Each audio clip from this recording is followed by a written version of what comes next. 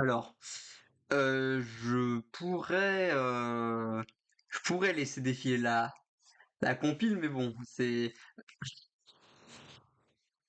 alors, Richard Wagner, Chevauché des Valkyries. Alors, j'aime bien, j'aime beaucoup certaines compositions de Wagner, mais alors le Chevauché des Valkyries, pour moi, avec le temps l'a transformé en nanar musical, malheureusement. Et après, dans La Charge des Valkyries, t'entends plein de choses qui sont précursistes de sons de cinéma. T'as dans La Charge des Valkyries, t'as des avant-goûts de ce que vont être plus tard, la bande originale de Star Wars, ce genre de trucs, mais et le morceau en lui-même, aujourd'hui, je le trouve nanardesque, il me fait rire personnellement quand je l'écoute. Alors, un spectateur, je vais estimer que c'est suffisant pour commencer le live. Allez. Tac. On va, bah quoique. J'ai envie d'avoir un peu plus de monde quand même. Allez, on se fait une allez, on recommence, on reboot le morceau musical et hop, j'attends d'avoir un tout petit peu de monde. Désolé pour la personne en avance.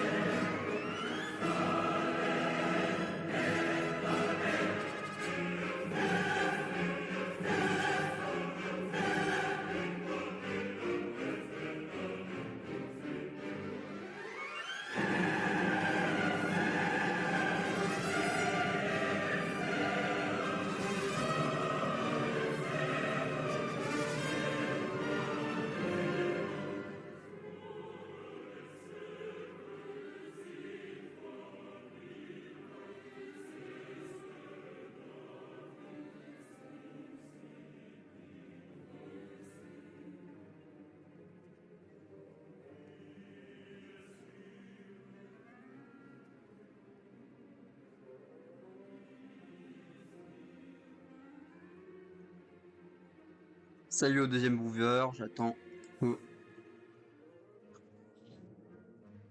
petit peu avant de commencer.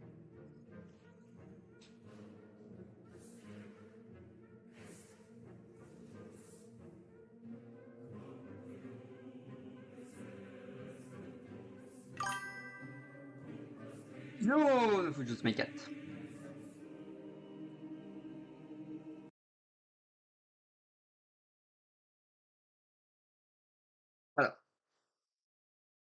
Voilà,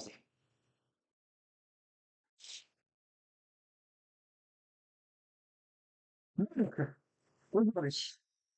On réagit au sol. Link, vous croyez qu'il était mort parce que il avait un peu disparu. Alors c'est vrai que alors Henri Delesclin mais c'est limite un mème internet vivant, hein. Il fait vraiment, il fait organiquement partie de l'internet français un peu troll, un peu 4chan, forum 1825, ce genre de choses, euh, de, euh, de 2015, 2016, 2017 quoi. 2018 à la rigueur, peut-être encore un peu, mais c'est déjà un peu la fin de la blague, quoi. Donc c'est Henri de Lesquen pour dire, c'est le chef du Parti national libéral français. Euh, c'est un, c'est un racelard qui dit des trucs tellement outranciers que en fait, enfin, il ferait fuir à peu près n'importe qui. Notamment, il a un grand attachement à la distinction entre les races caucasoïdes, négroïdes et autres. Je précise que alors, c'est intéressant, c'est une personnalité intéressante. Outre le côté même internet. Il avait été interviewé aussi par Guillaume Meurice et qui s'était dit un peu plus de sa gueule, mais enfin c'est facile en même temps. Il y a pas de, tu peux pas faire de blague sur Henri de Lesquen. En fait, il est un anneau politique. Enfin, on va s'en rendre compte. C'est pour ça aussi, ça fait un sujet léger, mais en fait, on va parler de choses graves grâce à ce type. Alors deux trois choses sérieuses quand même dessus. Alors, c'est un gars qui est important. C'est une personnalité vraiment historique du club de l'horloge, qui est un think tank d'extrême droite, hein, qui est traditionnellement affilié à la nouvelle droite. Moi, j'aurais tendance à l'affilier à la nouvelle droite. Lui va contester cette idée. On va pouvoir en discuter. Et c'est intéressant parce que c'est un intellectuel organique d'une partie de l'extrême droite, de fait. Bon, la priorité, c'est vraiment alors ça représente pas toute sa ligne, hein, mais c'est vraiment une certaine lecture du racisme en mode de réhabilitation du racisme en mode non pas la théorie des races divergentes comme chez les nazis où en gros il n'y a pas d'humanité commune et il y a quatre races anthropomorphes fondamentales qui ont évolué et un virus racial ultra mélangé qui est la judéité. Non, lui, il appartient à une autre branche du racisme, qui avait un peu plus la cote d'ailleurs à l'époque, parce que bon, on peut pas limiter le racisme historique au nazi, le racisme scientifique au nazisme. Qui a un peu plus l'idée de dire, il y a un ancêtre commun, mais en fait, de par les climats, de par les environnements, il y a certaines espèces qui se sont développées différemment d'autres. Et c'est là que c'est important d'expliquer quand même ce que c'est que le racisme, juste un truc de base. Le racisme biologique, euh, ce n'est pas, comment dire, enfin, le problème, c'est pas de dire qu'il y a des différences entre certains génétiques entre certains êtres humains et d'autres. Enfin, on peut trouver des différences du type, si je me cours pas, c'est l'exemple que je donne tout le temps, mais les Indonésiens ont un taux de magnésium plus élevé dans le sang que les Français, par exemple. Voilà. Bon, les différences génétiques liées à des ethnies, ça existe. Par contre, le problème la question du racisme, c'est de dire qu'on peut déduire de la biologie une morale et un déterminisme civilisationnel. Mais surtout un déterminisme moral, quoi. Donc c'est vraiment ça. Et lui, il est là-dedans. Alors autre chose, c'est aussi une théorie des races qui est et le club de l'horloge. Le club de l'horloge est antisémite. Mais alors là, l'idée, c'est pas comme les nazis de dire que c'est des ultra métissés, que c'est un genre de virus, de poison pour les autres races. C'est plutôt au contraire de dire que c'est la race par excellence qui ne se mélange pas avec les autres et qui arrive justement à s'organiser et, euh, et qui tire sa capacité nuisible du fait qu'elle ne se mélange pas. Voilà. C'est d'ailleurs un racisme beaucoup plus sioniste compatible. Voilà. Si t'es dans cette vision-là du racisme, celle de Henri de Lesquin, tu peux dire bon que les juifs aient leur état et qu'ils nous fassent pas chier chez nous. Alors que si t'es dans une vision nazie du racisme, si les juifs ont un état, ça leur fera toujours une base arrière pour aller pourrir les autres pays.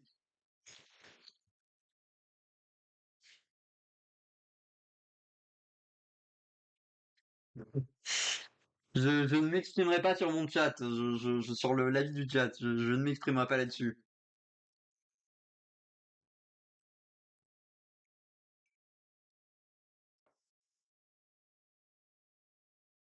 Voilà. Alors après, il a un style très particulier.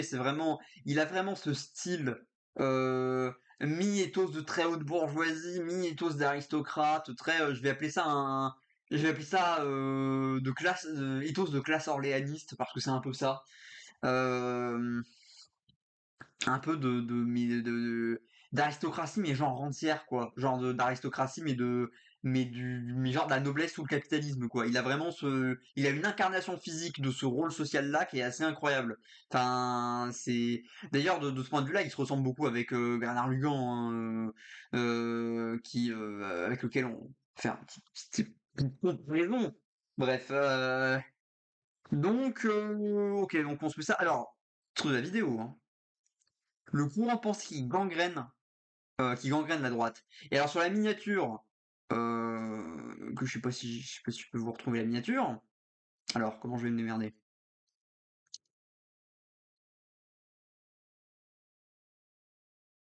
Voilà, alors la miniature c'est ça. Hein. Donc du coup, clairement, c'est le Grèce qui va être assimilé au nazisme, quoi. le Grèce, l'Institut Iliade, en fait, la nouvelle droite, quoi. Voilà.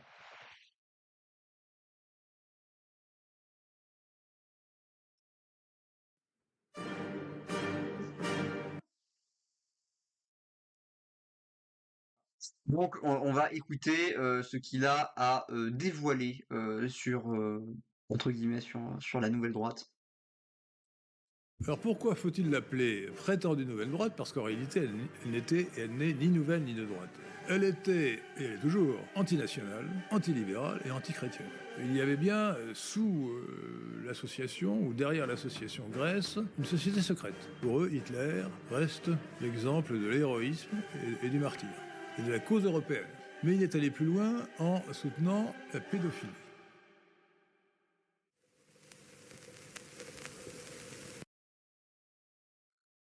Bon, alors déjà, il a les mêmes goûts musicaux que moi, visiblement. Bon, je ne sais quoi penser de cette information. Bon, voilà, alors parti national libéral, tout ça. Alors, autre précision, parce que le logo peut porter à confusion, puisque vous reconnaîtrez un sigle qui ressemble quand même un petit peu à des choses qu'on peut retrouver qui ressemble un petit peu à des choses qu'on peut retrouver chez le bataillon Azov, vu de loin. Henri de Lesquen, il est vraiment très atlantiste. Mais genre atlantiste, genre on est aligné sur les États-Unis diplomatiquement. Ça veut pas dire, genre, ça peut pas forcément dire faire partie de l'Alliance Atlantique. C'est pas, c'est plus une question c'est plus une question raciale. Henri de Lesquen il insiste beaucoup sur le fait de dire que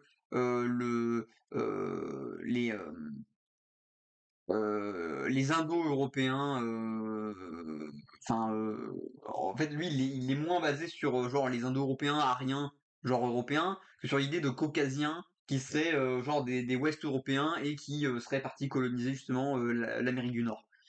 Il est plus, il est plus dans cette branche-là et du coup, encore une fois, assez héritier vraiment d'un racisme des empires coloniaux anglais et français, plus que du racisme nazi de ce point de vue-là.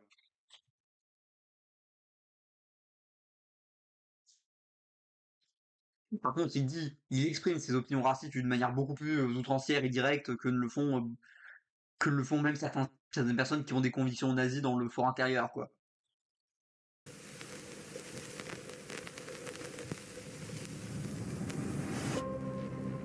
Chanteur, parisien. La haine est un sentiment que j'ignore. Je veux simplement qu'on mette une politique culturelle identitaire. Vous n'aurez pas point dans la gueule, vous le mériteriez. Je suis fier d'être à la tête d'un grand mouvement populaire.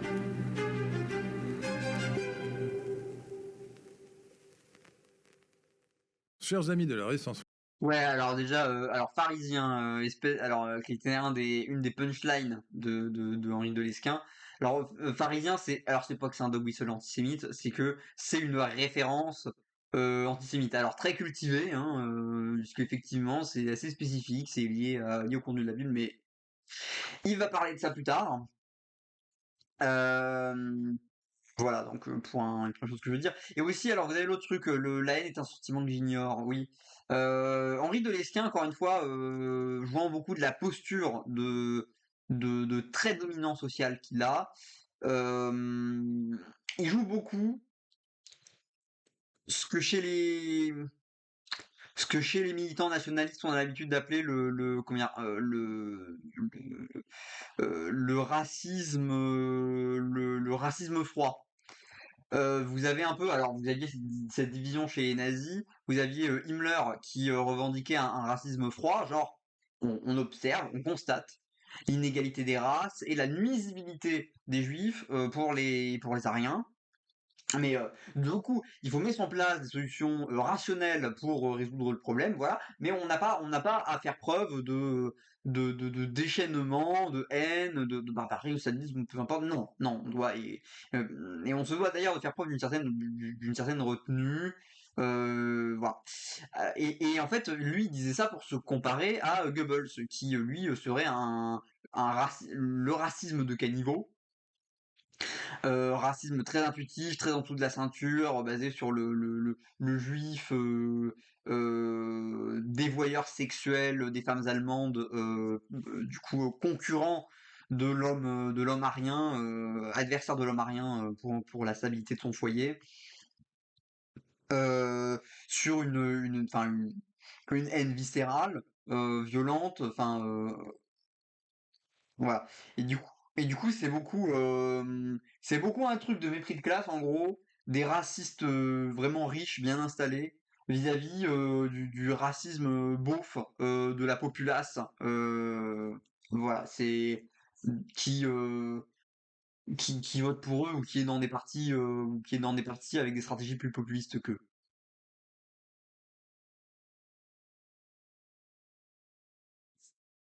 Française et de la réaction républicaine, bonjour. Je vais vous parler de la prétendue nouvelle droite et pour cela je vais vous emmener dans un voyage au cours du temps qui sera en grande partie un témoignage personnel tout en étant parfaitement objectif. Je vais vous raconter, je vais vous expliquer ce que j'ai vécu, ce que j'ai connu, ce que j'ai vu, ce que j'ai lu. Je commencerai par l'an 1979, mais je serai obligé de remonter bien plus haut, jusque dans les ténèbres de la Seconde Guerre mondiale. Le 22 juin 1979, Thierry Pfister publie dans Le Monde un article sensationnel intitulé « La nouvelle droite s'installe ». Je dis sensationnel à cause de l'écho qu'il a eu.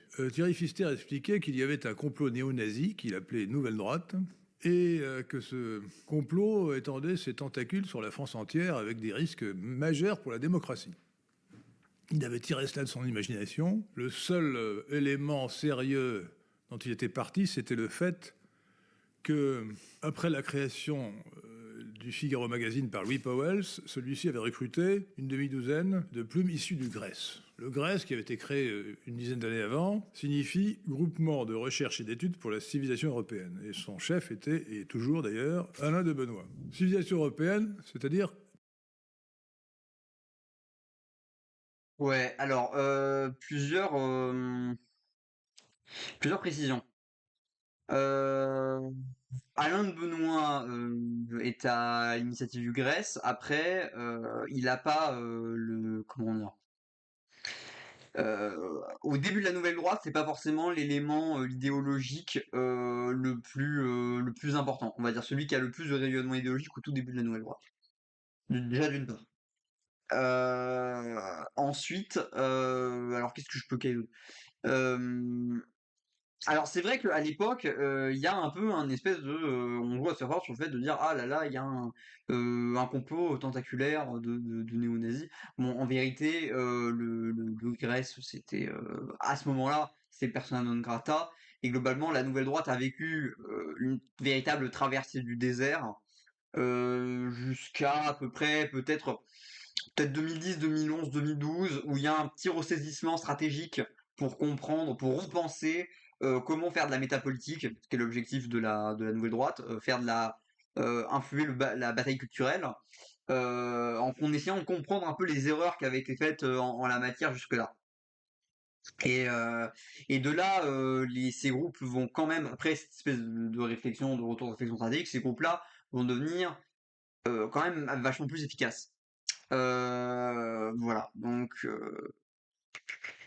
et aussi bon évidemment il y a une question d'opportunité. Le capitalisme on va dire dans sa phase de croissance, enfin d'extension des marchés, d'extension des marchés impériaux, se gouverne au mieux avec le parlementarisme, avec une impression de représentation nationale et a plutôt à perdre en fait dans l'espèce de renfermements nationaux que représente le fascisme, alors que dans des situations toujours plus de crise du mode de production capitaliste, là pour le coup, si la droite bon teint libérale conservatrice n'est plus capable de conserver le pouvoir et que la gauche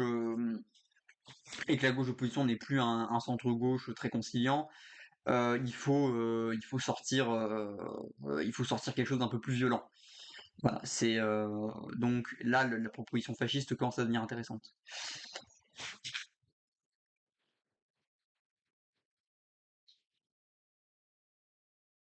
Je précise aussi autre chose. Alors, pour le coup, combat culturel, mais pas combat culturel de masse comme l'entendait tout à fait Gramsci.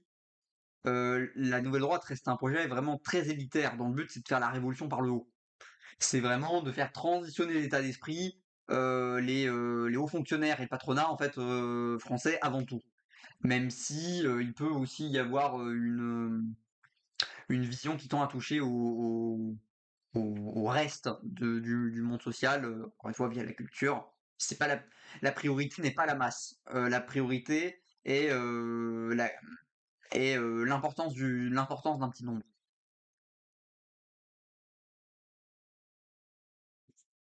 Pour une civilisation qui n'existe pas. Le point vaut d'être souligné dès le départ. Il y avait une civilisation occidentale qui n'inclut ni le monde russe, ni les Balkans, et pas même la Grèce, dont ce mouvement avait adopté le nom comme sigle. L'article a été retentissant et il y a eu des centaines de reprises du thème dans le monde entier. À l'époque, les... Ouais, oui, bah, c'est exactement ce que je disais, hein. C'est vraiment,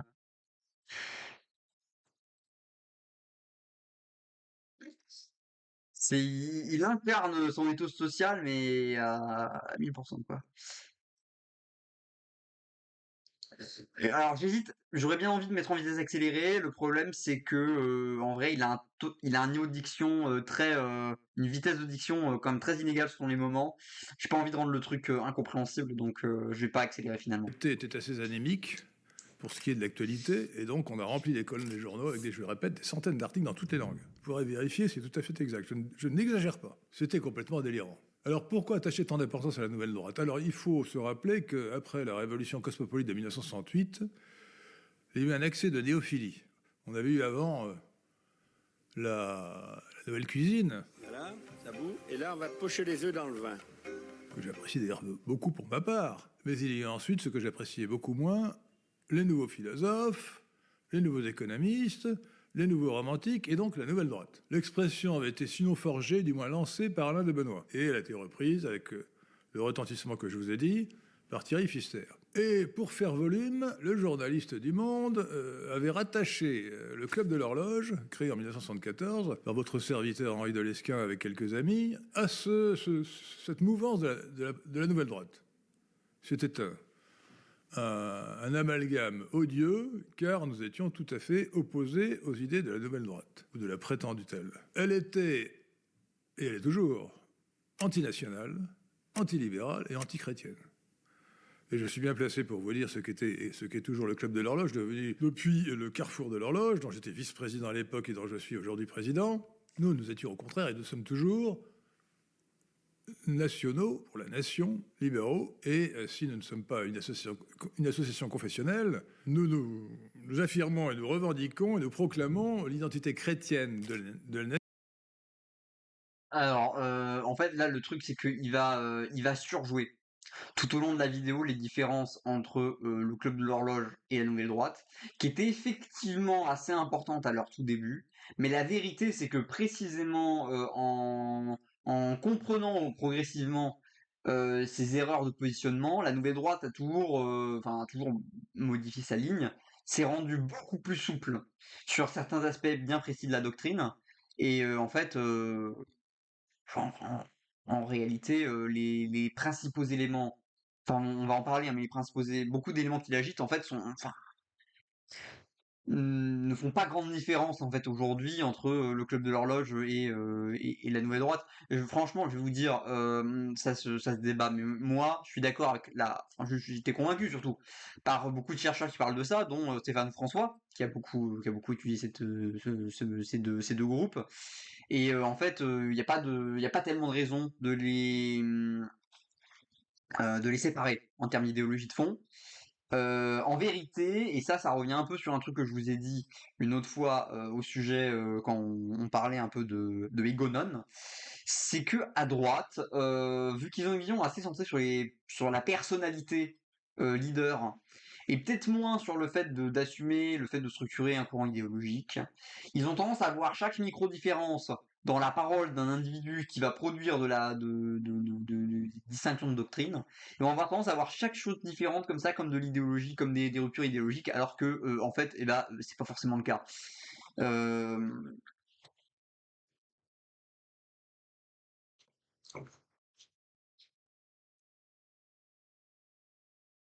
française et de la civilisation occidentale à laquelle celle-ci appartient. Donc, une opposition complète. Je dois quand même nuancer sur un point, c'est que, à l'époque, bien que je fusse parfaitement conscient de ce qu'était la véritable nature de la prétendue nouvelle droite, la PND comme je l'appelle, j'estimais que nous pouvions être alliés. On avait le mérite de faire de la publicité, de vulgariser de grands auteurs, dont certains maîtres à penser du club de l'horloge, futur carrefour de l'horloge, comme Vilfredo Pareto, Carl Schmitt, Konrad Lorenz, tout en vilipendant un auteur comme Friedrich August von Hayek pour cause de libéralisme de Hayek.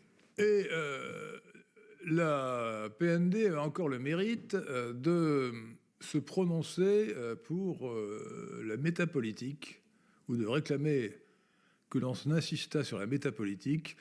C'était une expression qui avait été forgée il y a bien longtemps par Joseph de Maistre, mais qui était très pertinente pour répondre aux besoins du combat politique, car ce sont les idées qui mènent le monde davantage que les intérêts. Et puis, son expression de Gramsci de droite n'était pas non plus inintéressante, bien que... Ouais, alors justement, ça c'était ce sur quoi était d'accord la Nouvelle Droite et le Club de l'Horloge lors de la traversée du désert de la Nouvelle Droite, et ça c'est une des causes de la défaite de la Nouvelle Droite.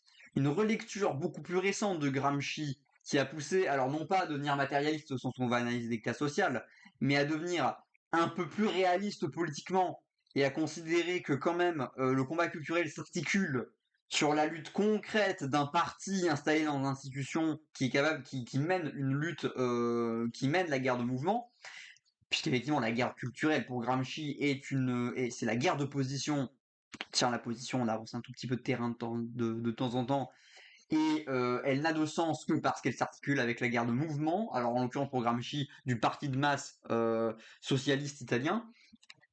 Et alors, beaucoup plus récemment, la Nouvelle Droite a fini par comprendre un peu, à minima, alors pas forcément la dimension matérialiste basée sur des classes sociales, sur le fait d'animer des classes sociales, mais la dimension, au moins une certaine dimension réaliste politique.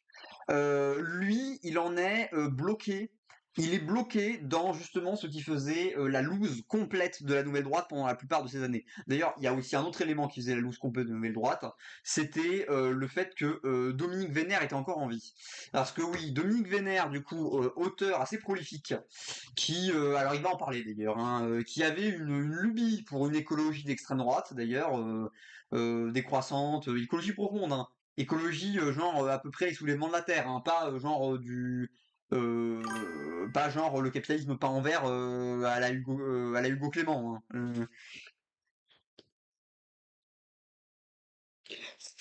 C'est globalement, alors c'est un tout petit peu plus compliqué que ça, mais globalement on retient que c'est le combat culturel, on n'a pas besoin d'aller plus loin pour cette vidéo. Voilà. Euh, ça s'équivaut à peu près. La métapolitique, alors non, alors je vais aller dans le détail un tout petit peu, dans une partie du détail. Ils sont très attachés, en tant que bons logisticiens, à discriminer les éléments constitutifs de la réalité. Ça peut être très jargonneux dit comme ça, en vérité je suis en train de dire un truc assez simple. À distinguer, à faire la séparation entre, enfin en fait, entre différentes choses qui agissent sur le monde social, le monde humain et le monde matériel. Et c'est ainsi qu'ils vont très strictement séparer la politique du politique, de tout un tas de choses qui n'ont rien à voir avec la politique. Par exemple, le foyer n'est pas terrain de la politique. Pour Egonon, par exemple, dans sa vision des choses. Et alors que nous, marxistes, nous politisons tout, eux, il y a une dépolitisation de l'essentiel du champ de la réalité. Et donc est métapolitique, quelque chose qui ne touche pas directement à la politique, mais qui influe de l'extérieur sur les objets sociaux, le politique et la politique. La politique étant la tenue du pouvoir, de l'ordre dans la cité, enfin, alors il y a d'autres choses que ça peut recouvrir pour eux. Et le politique étant le fait du conflit dans la société et éventuellement, alors on va dire, du conflit d'intérêts ou de vision du monde, ou alors ça peut dépendre de quelle nuance exacte de droite à quelle nuance de droite on se trouve. J'espère que ma réponse t'a paru satisfaisante et qu'elle était suffisamment didactique. Alors, ça pourrait être beaucoup plus riche que ça, mais bah, en vrai, premier degré, j'avais fait une vidéo une fois sur Réponse à Egonon, la liberté selon l'extrême droite. Il y a une vidéo dans laquelle sur laquelle je passe vite fait à la fin de lui où il fait une conférence pour Luminis Paris, le groupuscule le groupuscule de nazis là. En vrai, si vous voulez avoir une explication plus complète de ce que ça représente pour eux, je conseille sans déconner d'écouter cette conférence, du coup, qui est disponible sur YouTube sur sa chaîne. Mais bon, pour la plupart d'entre vous, j'imagine que vous sentez pas forcément la curiosité d'aller aussi loin que ça, mais bon, après tout, je les regarde pour que vous n'ayez pas à le faire, entre guillemets, et pas forcément à leur faire des vues et du référencement. Hmm.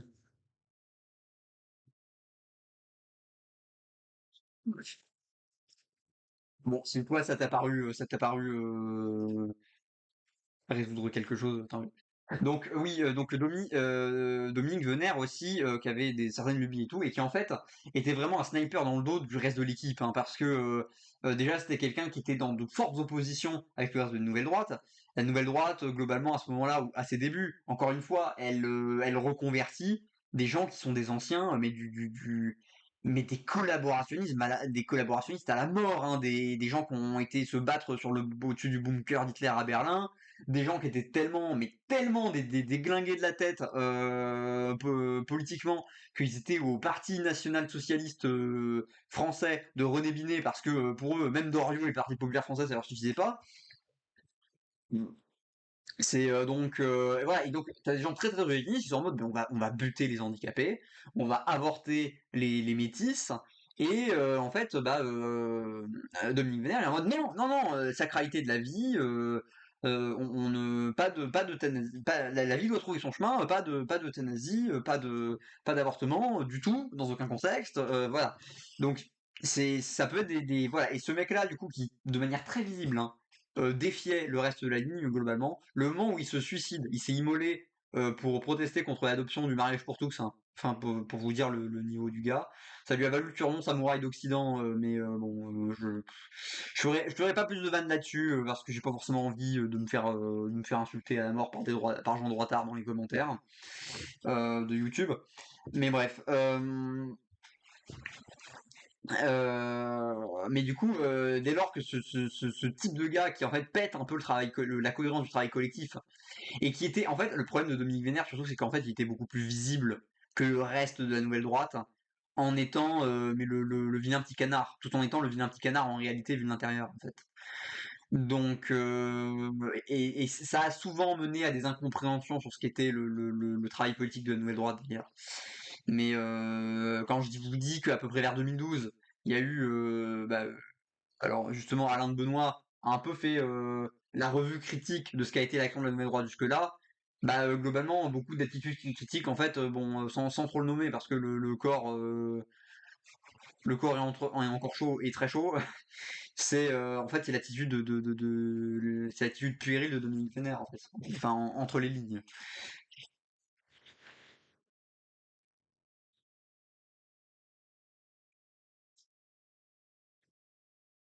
Gramsci n'est pas employé l'expression de métapolitique.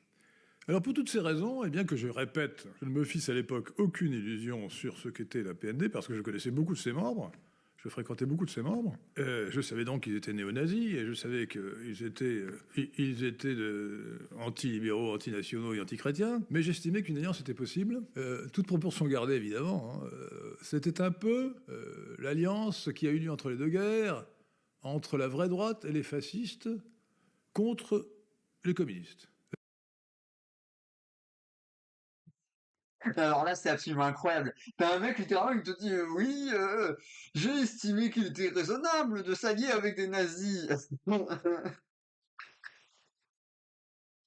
Comment tu veux que ce mec ait une carrière politique? Parce que là, on va aborder un truc, c'est que ce gars, c'est un intellectuel organique, concrètement. C'est un mec qui pose des concepts, qui au travail des choses, qui d'ailleurs s'intéresse assez à ce qui très actuellement peut se faire en matière de justification scientifique, de nouvelles justifications scientifiques apportées au racisme, parce qu'il y en a malheureusement. Euh, et que d'ailleurs les quelques savants américains qui se barrent vers le Canada, et ben en général ils trouvent des bons, de bons nouveaux racelards, nouveaux eugénistes pour les remplacer, qui développent nouvelles justifications scientifiques du racisme. Et du coup, lui, c'est un peu au fait de ces choses-là. Et il développe de la théorie et tout, qu'il explique avec, en vrai, de manière assez didactique en fait, parce que bon, il dit dinguerie sur dinguerie, mais bon, il explique clairement son point de vue par ailleurs. Mais en fait, là, ça pose la question aussi des intellectuels idiots, parce que bon, alors outre la connerie d'exprimer ce type d'opinion de cette manière-là dans le enfin dans le carrefour, au niveau de Carrefour ouvert où il le fait, ce mec avait été candidat à la présidentielle de 2017, il n'avait eu que 2 signatures, mais juste il a rediabolisé son camp, mais pour, enfin je me souviens qu'au quotidien avait fait une émission pour se foutre de sa gueule et tout, enfin c'était, en fait c'est là que je vais raconter des choses qui me tiennent à cœur. J'essaye d'analyser parmi les différents rôles d'intellectuels, c'est-à-dire de gens qui travaillent vraiment, enfin qui travaillent de la pensée, quelles sont les sous-catégories? Je vais parler d'intellectuels organiques, d'intellectuels gris, d'oratores, des personnalités dont en fait, qui certes font de la pensée, mais dont en fait, en réalité, leur richesse tient plus dans leur manière de mobiliser la parole et la mobilisation des masses qu'autre chose. Je mettrais Lénine dans la catégorie oratores. Oratores, je détourne en fait une catégorie objectivante au sujet du clergé pendant le Moyen Âge, du rôle social du clergé pendant le Moyen Âge, le rôle de tenir la parole, hein, de tenir l'espace, le pouvoir de la parole. Voilà. Euh, et alors, intellectuel gris, c'est des gens qui sont un peu plus des techniciens, qui font de la pensée et tout, mais de la pensée assez concrète, assez technique, et plus doctrinale pour l'action qu'elle n'est comment dire, qu'elle n'est de l'idéologie spéculative ou purement analytique. Voilà. Et intellectuel gris, on n'a pas encore traité sur la chaîne. J'en ai quelques-uns dans le viseur que j'ai pioché dans les émissions de Greg Tabibian parmi les gens qu'il a interviewés. Ceux qui suivent sa chaîne ont une vague idée qui je suis en train de teaser. Et il y a les intellectuels organiques, qui sont des gens qui sont vraiment beaucoup plus dans la théorie assez pure, quoi. Enfin, ça peut être de la théorie matérialiste dialectique chez nous les marxistes, hein, mais quand même on reste dans ce monde-là. Et moi d'ailleurs, je me vois vraiment dans cette catégorie-là. Et pourquoi je fais cette distinction? C'est pour comprendre que tout le monde n'a pas le même rôle, ni dans l'appareil militant, ni dans la société de manière générale d'ailleurs.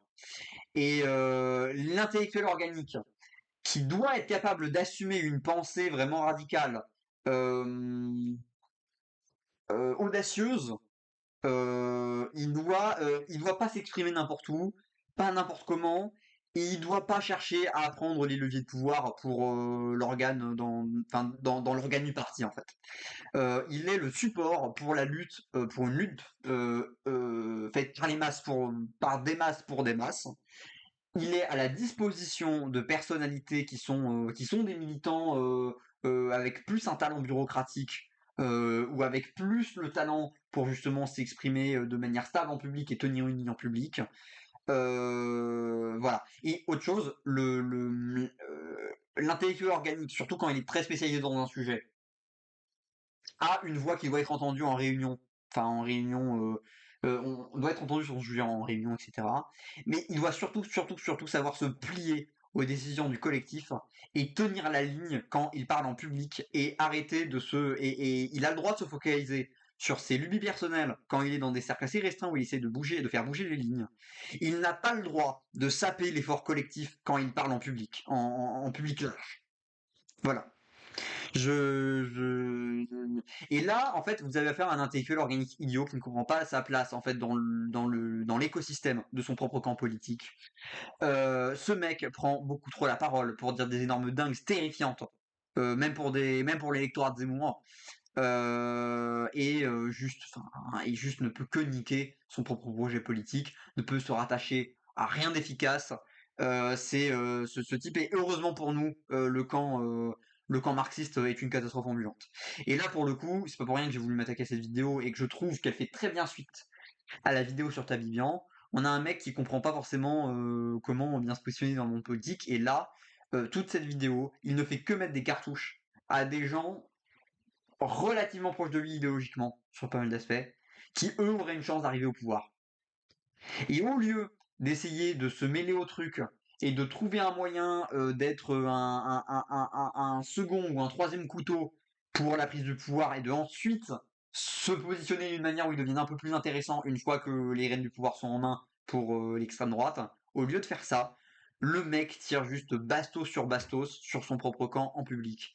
Et alors là, moi, je veux le remercier, hein, vraiment, il me file la sulfateuse. Une fois que j'ai fini de viser un chargeur sur la nouvelle droite, il m'en file encore un nouveau, mais vous allez voir le reste de la vidéo, c'est hallucinant. Enfin, les trotskistes n'ont jamais fait autant de mal au camp marxiste avec une intervention publique que ce mec, avec cette vidéo-là, que ce mec n'est capable de faire de mal au camp national, entre guillemets, comme il l'appelle.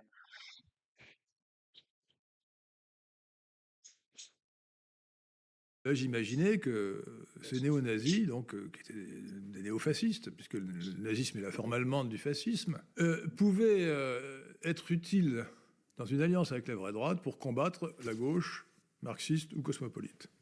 De plus en plus cosmopolite après mai 68. Donc je connaissais beaucoup de gens de ce mouvement, et j'étais individuellement parfois fort sympathique, bien que j'eusse essayé de les convertir à notre cause. Et d'ailleurs, nous avons réussi un certain nombre de conversions, car il est vrai quand même que le Club de l'Horloge avait accueilli plutôt quelques transfuges de la PND, mais ils avaient abjuré leurs anciennes convictions pour adopter les nôtres. Alors pourquoi faut-il l'appeler prétendue nouvelle droite? Parce qu'en réalité, elle n'est ni nouvelle ni de droite. Elle n'est pas nouvelle puisque... Aussi, oui, alors ça, c'est l'une des raisons pour lesquelles les politologues, comme Stéphane François, ont tendance à considérer que en fait, c'est le même... idéologiquement, la nouvelle droite et le Club de l'Horloge, c'est le même monde, même s'il y a des micro-nuances par think tank. C'est qu'en fait, c'est les mêmes personnes qui font des allers-retours aussi. Parce que là, on parle des conventions dans son sens, mais l'inverse existe aussi. C'est exemple Bruno Maigret. Bruno Maigret commence au Club de l'Horloge et finit chez la Nouvelle Droite.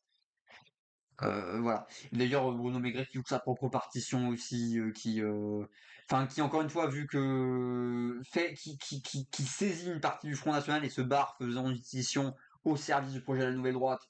Mais en fait, les mecs comprennent pas ce qu'il fait, le suivent pas pour de vrai et tout. Enfin, c'est un bordel. Si je savais faire du montage pour la vidéo YouTube, je mettrais OSS 117. Mais je ne sais pas faire de montage.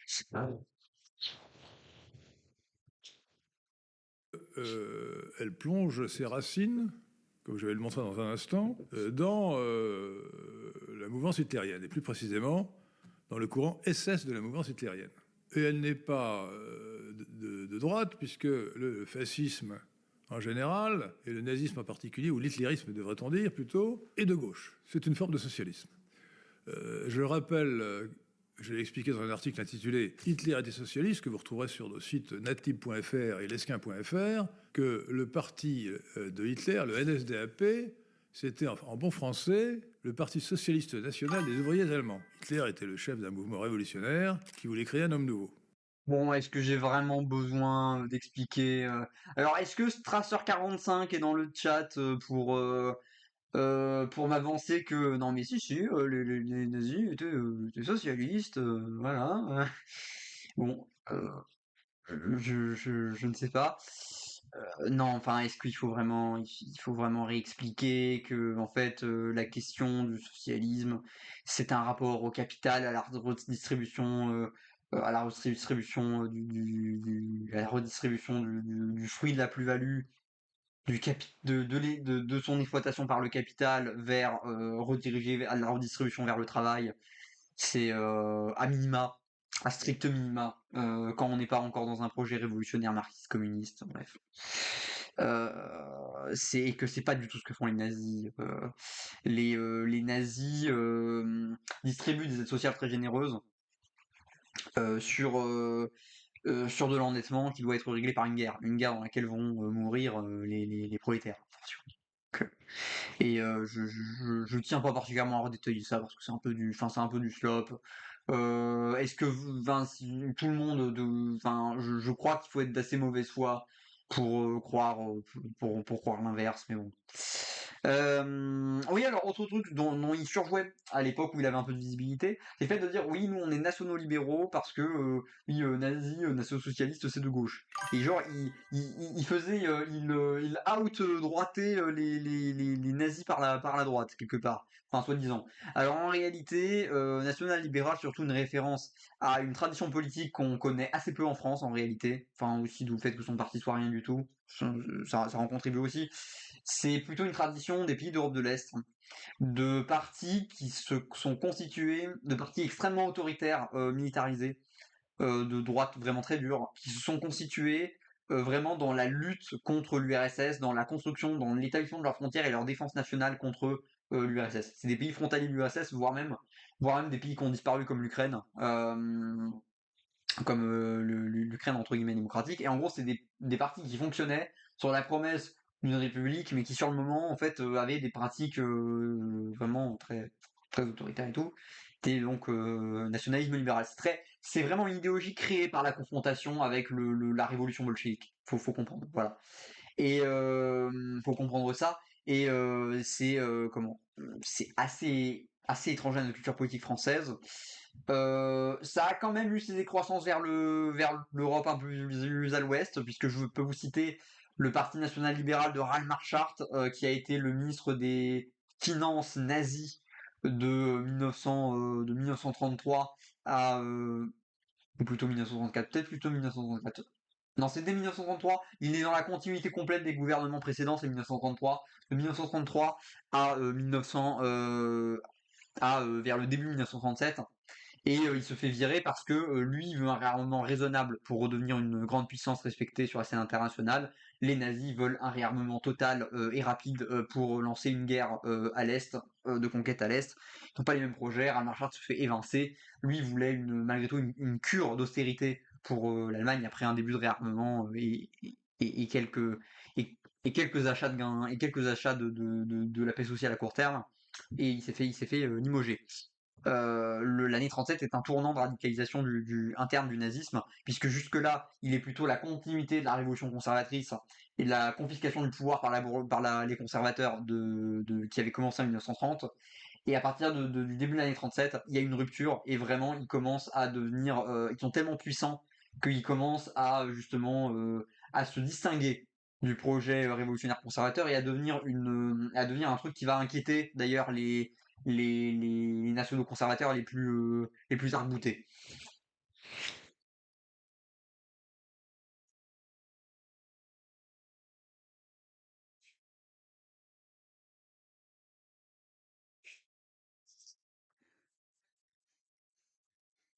Oui, il nous a outwalké aussi.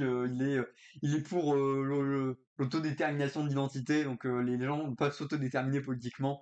Alors, quand même, il force left la nouvelle droite. Donc en plus, il nous a tellement outwalké qu'il a des pratiques de l'OST, tu vois, genre il out left les autres droitiers, c'est tout à fait particulier comme position. Alors, oui, donc je vous ai dit ce que j'avais à dire sur le Parti national libéral, c'est du coup, pour lui qui surjoue la différence avec les nazis, bah, pour le coup, le parti, Reinhard Schardt et son fan club, qui était le Parti national libéral, qui se restreignait à ça en Allemagne, ça a été au début les marchepieds économiques de macroéconomie, en tout cas du nazisme. Donc, bon. D'ailleurs, je le recale ici, hein, mais l'année 37 a été une année de débauche financière pour l'État allemand de dingue et a causé un début de crise économique en 38, qui est devenue une crise économique absolument morbide, même indépendamment de la guerre en 42 pour l'Allemagne nazie. Donc on est vraiment loin de la vraie droite. Et d'ailleurs, on pourrait dire autant de Mussolini, qui a commencé par être le directeur de l'Avanti, qui était l'équivalent de l'Humanité pour la France, c'est-à-dire le journal du Parti communiste. Donc ni nouvelle ni de droite, et voilà pourquoi je tiens à l'appeler la prétendue nouvelle droite, PND. Après, si t'es essentialiste et que tu considères que les gens de gauche et les gens de droite sont par essence de gauche et par essence de droite, et que genre c'est indépendant c'est indépendant d'un contexte plus concret à un instant T, effectivement son raisonnement fait sens. Bon, alors après, justement, moi je ne suis pas d'accord avec cette manière de penser les choses, mais bon. Je ne pense pas que Michel Onfray, parce qu'il s'est un jour laissé pousser les cheveux, a le droit de prétendre pour l'éternité représenter la gauche contre le reste de la gauche.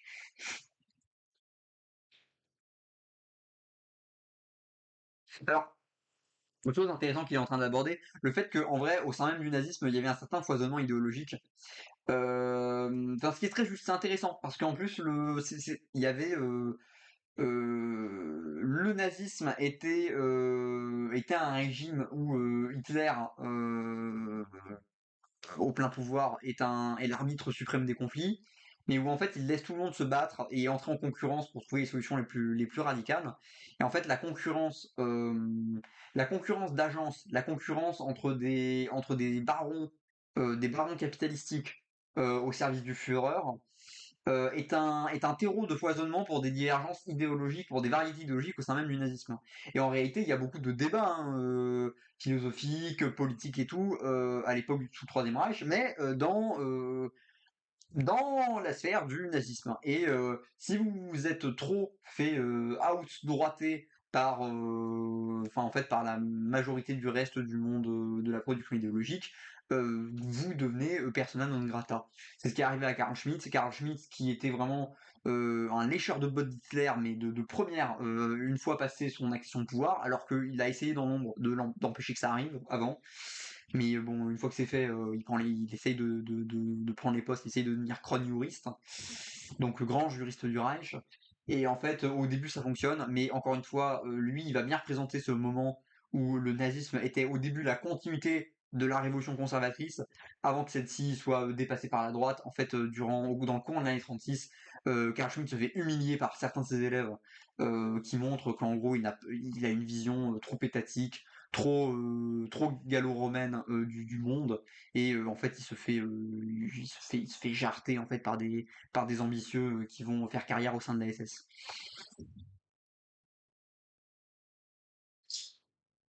Par suite, il a été responsable pour le coup par contre des applications juridiques dans l'occupation allemande en France. Donc c'est aussi un personnage historique pour nous. Alors deuxième partie de mon exposé, pour aller plus loin dans cet approfondissement, le Grèce est en réalité une secte néo-SS, ou plutôt crypto-néo-SS. Il se trouve que j'ai connu un certain nombre de fondateurs ou d'aspirateurs du Grèce qui étaient des anciens SS ou assimilés et qui ont voulu, compte tenu de leur âge, ils avaient au moins 20 ans en 1945, que leur pensée, que leur doctrine pu continuer après leur mort dans un mouvement pérenne. Et ils ont donc formé des gens comme Alain de Benoît à leurs idées. Pour bien comprendre la chose, il faut savoir que la mouvance hitlérienne était hétérogène. Tout ce que demandait Adolf Hitler, c'était que l'on fût. Alors, malgré tout, moi, Alain de Benoît, je le qualifierais plus pour ce qu'il écrit, hein. Pas pour les confidences que va nous raconter Lesquin sur ce qu'il a entendu dans un couloir. Moi, je fais preuve de sérieux scientifique malgré tout. Je, je me méfie oui, j'ai entendu tel espace de couloir. Hein, bon. Voilà. Donc, Alain de Benoît est quand même plutôt post-nazi que néo-nazi dans la mesure où il a quand même de grandes critiques historiques à faire au nazisme, qui sont assez classiques, hein. Le fait d'avoir brisé la solidarité blanche internationale, créé de fait par la colonisation avant-guerre, une reconnaissance du coup quand même aussi justement pour la Pologne, pour le droit, enfin pour un certain droit des peuples à disposer d'eux-mêmes au sein même de l'Europe, et un projet d'Europe fédérale des nations qui se fonde sur une espérance diplomatique plutôt que sur une espérance militaire. Enfin, il y a quand même il y a quand même des différences, quoi, notables. Maintenant, je suis plus modéré dans mes propos que Henri Delescluze. Faut dire à quel point il a la dent contre eux. Parfaitement fidèle au Führer, lui, ça c'est sûr, que l'on n'eut pas une excellente opinion des Juifs, que l'on voulut, comme lui, établir le Reich de Milan. Pour le reste, il laissait une grande liberté aux opinions. Et il y avait effectivement une grande liberté entre les idées ou les doctrines de Rosenberg, de Darré, de Goebbels. Alors, je suis pas d'accord sur sur le terme d'opinion, pour le coup. Parce que le nazisme, mais comme l'est aussi le communisme, hein, qu'on se mette bien d'accord là-dessus, est aussi une entreprise de destruction de l'opinion. L'opinion qui est un truc qui est vraiment créé par les régimes parlementaires capitalistes. Je m'explique plus en détail. Une opinion, c'est pas un avis. Bon, un avis, tout le monde en a sur X ou Y chose. Ça peut être assez varié, selon les gens, et tout le monde n'est pas obligé d'être l'incarnation orthodoxe de la ligne de sa propre idéologie, bien entendu. Mais une opinion, c'est autre chose. Une opinion, justement, c'est faire valoir la différence individuelle de l'apport du citoyen éclairé, à la communauté politique, à la prise de décision politique. Quand tu es un holiste, en fait, quand tu as une vision holiste de la politique, tu admets qu'il n'y a pas d'opinion acceptable. Il faut tenir des lignes. Tenir une ligne, ça te met de solidarité avec d'autres gens, avec d'autres techniciens avec qui vous avez des projets à mener autour de cette ligne. Ça vous met de solidarité avec d'autres personnes avec qui vous êtes solidaires, qui partagent globalement votre vision du monde et sur lesquelles il y a un contrat de confiance mutuelle pour dire on soutient vos luttes à tel moment, on soutient votre cause on soutient votre cause, pour parler dans un langage moins marxiste mais qui peut aussi s'appliquer au nazisme. On soutient votre cause à tel moment, mais en même temps il y a un retour de bâton sur d'autres choses, etc. Et alors tenir une ligne politique, c'est une attitude de militant, c'est une attitude de militant total. Exprimer une opinion, c'est un comportement d'individu atomisé dans dans un système parlementaire capitaliste. Voilà, pour vous expliquer. Donc, je suis pas d'accord sur le fait de dire qu'il y avait une liberté d'opinion sous le Troisième Reich. Enfin, au contraire, se placer en dissident sous le Troisième Reich, tu pouvais prendre assez cher en te faisant rect, hein. Et d'ailleurs, même quand c'était des chefs, hein, des hiérarques, qui se laissaient aller à des espèces des espèces de petites lubies fantasques. Je pense à Heinrich Himmler qui avait une fascination pour les antiquités, pour les hypothétiques antiquités occultes qu'il pourrait trouver, comme aller chercher le marteau de Thor sous une cascade. Quand ses subordonnés de la SS reçoivent la lettre, j'ai reçu tel mec qui m'a parlé du marteau de Thor sûrement sous une cascade, allez me le chercher. Et la note en question finissait bien gentiment dans un tiroir. Les nazis étaient tellement holistes qu'ils étaient capables, par la base de cadres supérieurs, hein, faut pas déconner non plus, d'imposer même la discipline de parti quelque part au plus haut hiérarque, quand ils étaient isolés. Le nazisme est une entreprise aussi de destruction du réflexe de création d'une opinion individuelle de citoyens, voilà, y compris pour des hiérarques, encore une fois, hein, au profit de tenir des lignes. Et si Himmler est souvent l'expression de l'orthodoxie de la ligne de l'orthodoxie de la ligne de l'ASS, qui souvent est elle-même l'expression de la ligne de l'orthodoxie du nazisme, surtout vers la fin du nazisme. Malgré tout, c'est pas au plus strictement automatique.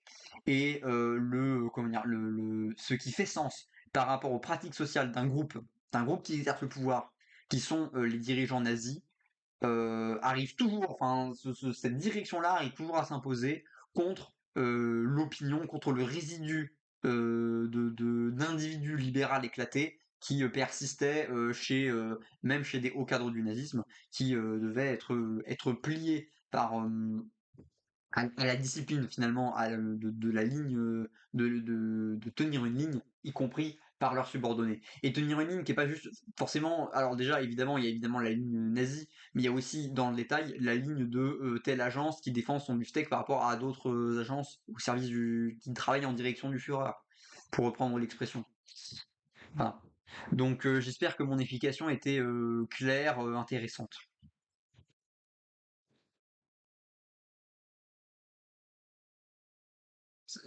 Et donc de Heinrich Himmler, le chef de la SS. Hitler, d'ailleurs, paraît-il, se moquait in petto ou en catimini des travaux archéologiques que Himmler tenait à faire pour essayer de retrouver les traces des anciens Germains dans la culture de la cervique cordée et des haches de combat. Et la PND, le Grèce, sont issus de la tendance SS, européiste. Parce que Himmler avait recruté pour la SS de très nombreux Européens non allemands, qui évidemment n'étaient pas particulièrement portés sur le nationalisme allemand, qui ont donc développé un européisme avant la lettre, en inventant donc une civilisation européenne qui n'a jamais existé, et qui aurait été fondée sur la race aryenne, c'est-à-dire sur la race nordique, ou plutôt sur la sous-race nordique de la race caucasoïde en termes exacts, en termes...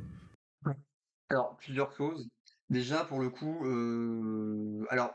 il le laisse un tout petit peu entendre dans sa manière d'expliquer les choses, mais cette vision-là, c'est pas la vision de la SS centralisée. C'est la vision des bataillons de volontaires pour le front de l'Est, des SS des pays occupés.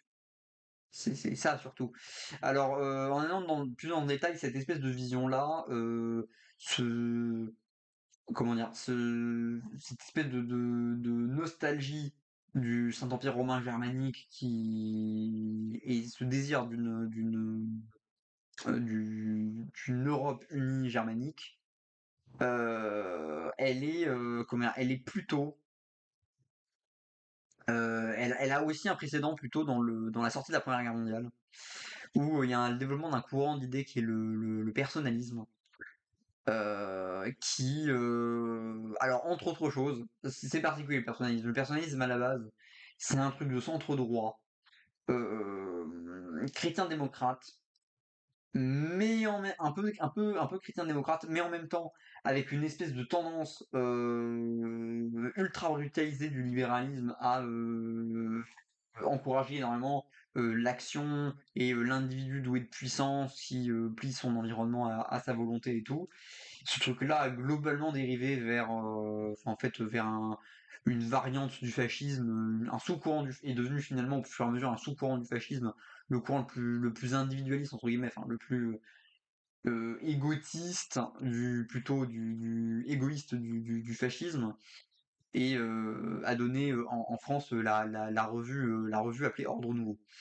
Euh, avant avant qu'un ancêtre du GUD ne s'appelle Ordre Nouveau, ce qui est un groupuscule qui est apparu plus tard. Voilà, donc ça a quand même encore des précédents avant. Et le courant de pensée dont je vous parle, du coup, le personnalisme, c'est assez européen quand même, comme truc. Enfin, Europe de l'Ouest plutôt, mais c'est c'est assez européen, pas spécifiquement français. Exact, selon la terminologie. Quand je dis que j'ai connu des fondateurs ou des inspirateurs du Grèce, je vais citer leurs noms. J'en ai connu au moins 3 de noms, et j'en ai connu 2 personnellement. Le premier, c'est Pierre Lagny, dit Pierre d'Arrivère, que j'ai rencontré au moins une fois chez lui à Bruxelles. Il m'a invité à déjeuner.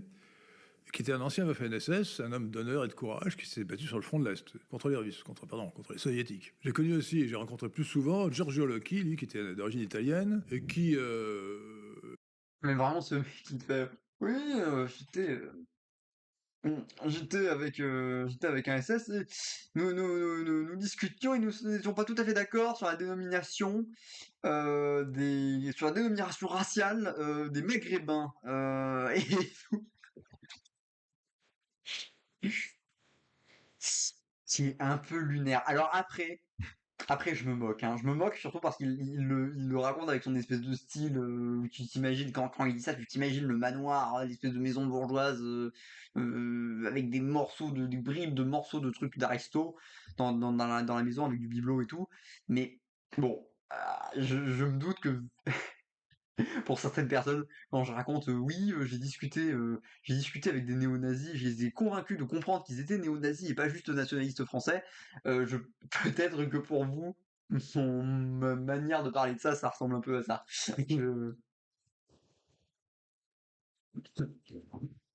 Parce que moi, je prétends pas faire alliance politique avec eux, c'est quand même ça la différence. Je prétends les confronter et faire comment dire, faire œuvre dialectique, alors que lui, son but c'est de trouver un moyen de niquer les communistes ensemble. Bon, c'est quand même pas la même chose. Plus modestement, ne s'était pas battu sur le front de l'Est, ne s'était d'ailleurs jamais battu et avait simplement prêté sa plume aux publications de l'ASS, mais qui était parfaitement néo-SS autant que l'autre. On peut ajouter à la liste un certain Olivier Mordrel, de son vrai nom, Je vais accélérer Olivier quand même parce que Mordrel, c'est que vrai je n'ai que pas c'est... connu. J'ai connu son fils Tristan Mordrel, dont je dirai un mot tout à l'heure, et qui était le chef, ou le Führer si vous préférez, du parti séparatiste breton pendant la Seconde Guerre mondiale, et qui a dû se réfugier pour échapper à l'épuration au Paraguay, où son fils Tristan est né. Donc ce soit en Argentine, je ne vous garantis pas le pays. Les deux pays étaient accueillants pour les anciens hitlériens. Il y a forcément une amicale d'anciens nazis, ou un club, une association. On m'a cité encore un autre nom, Dalmas, sans me donner le vrai nom, et c'était un homme du SDEC, l'ancien nom de la DGS, le service secret français. Alors je me suis demandé, pour rien vous cacher, c'est une pure hypothèse, hein, si ce fameux Dalmas n'était pas tout simplement Alexandre de Marange, qui n'a jamais été SS évidemment, mais qui avait, j'en ai la certitude et la preuve, des sympathies nettement pro-hitlériennes. J'avais un ami qui le connaissait très bien, et j'ai moi-même déjeuné un jour, invité par lui dans sa propriété du Midi, et j'ai compris, un, qu'il était révisionniste, et deux, qu'il était nettement sympathisant de la cause hitlérienne. Mais bon, pure spéculation. Voilà donc quelques éléments qui prouvent le rattachement du Grèce à cette tradition. Mais surtout, nous avons bien mangé. Non, mais c'est une manière de dire oui, non, j'étais filé, machin. Enfin, il pourrait juste faire comme De Villiers, tu vois, juste donner un contexte, juste dire j'ai entendu une confidence, je sais pas faire De Villiers. Bref, comme il fait tout le temps De Villiers, c'est un peu le même style. Et lui, vraiment, il te rajoute le truc de oui, oui, je les invite chez moi, ou alors oui, chez eux, fort sympathique, plein de courage, oui, il se battait dans la SS, oui, tout à fait, sur mon cœur, hein, vraiment. Un homme prêt à périr pour ses idées, c'est tout à fait honorable. C'est vraiment-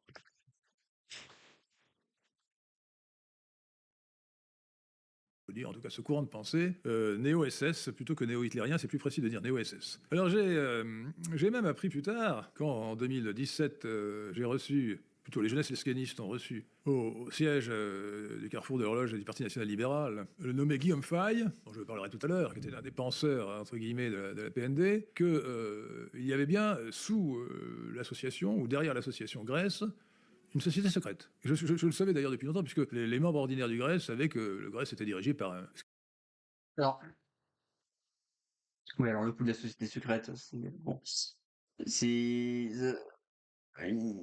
des espèces d'ateliers de cohésion néo-païens. Hein. Bon, c'est pas, il n'y a pas une révélation de fou. Il va pas nous parler de l'Hydra, hein, globalement, dans la suite de la vidéo.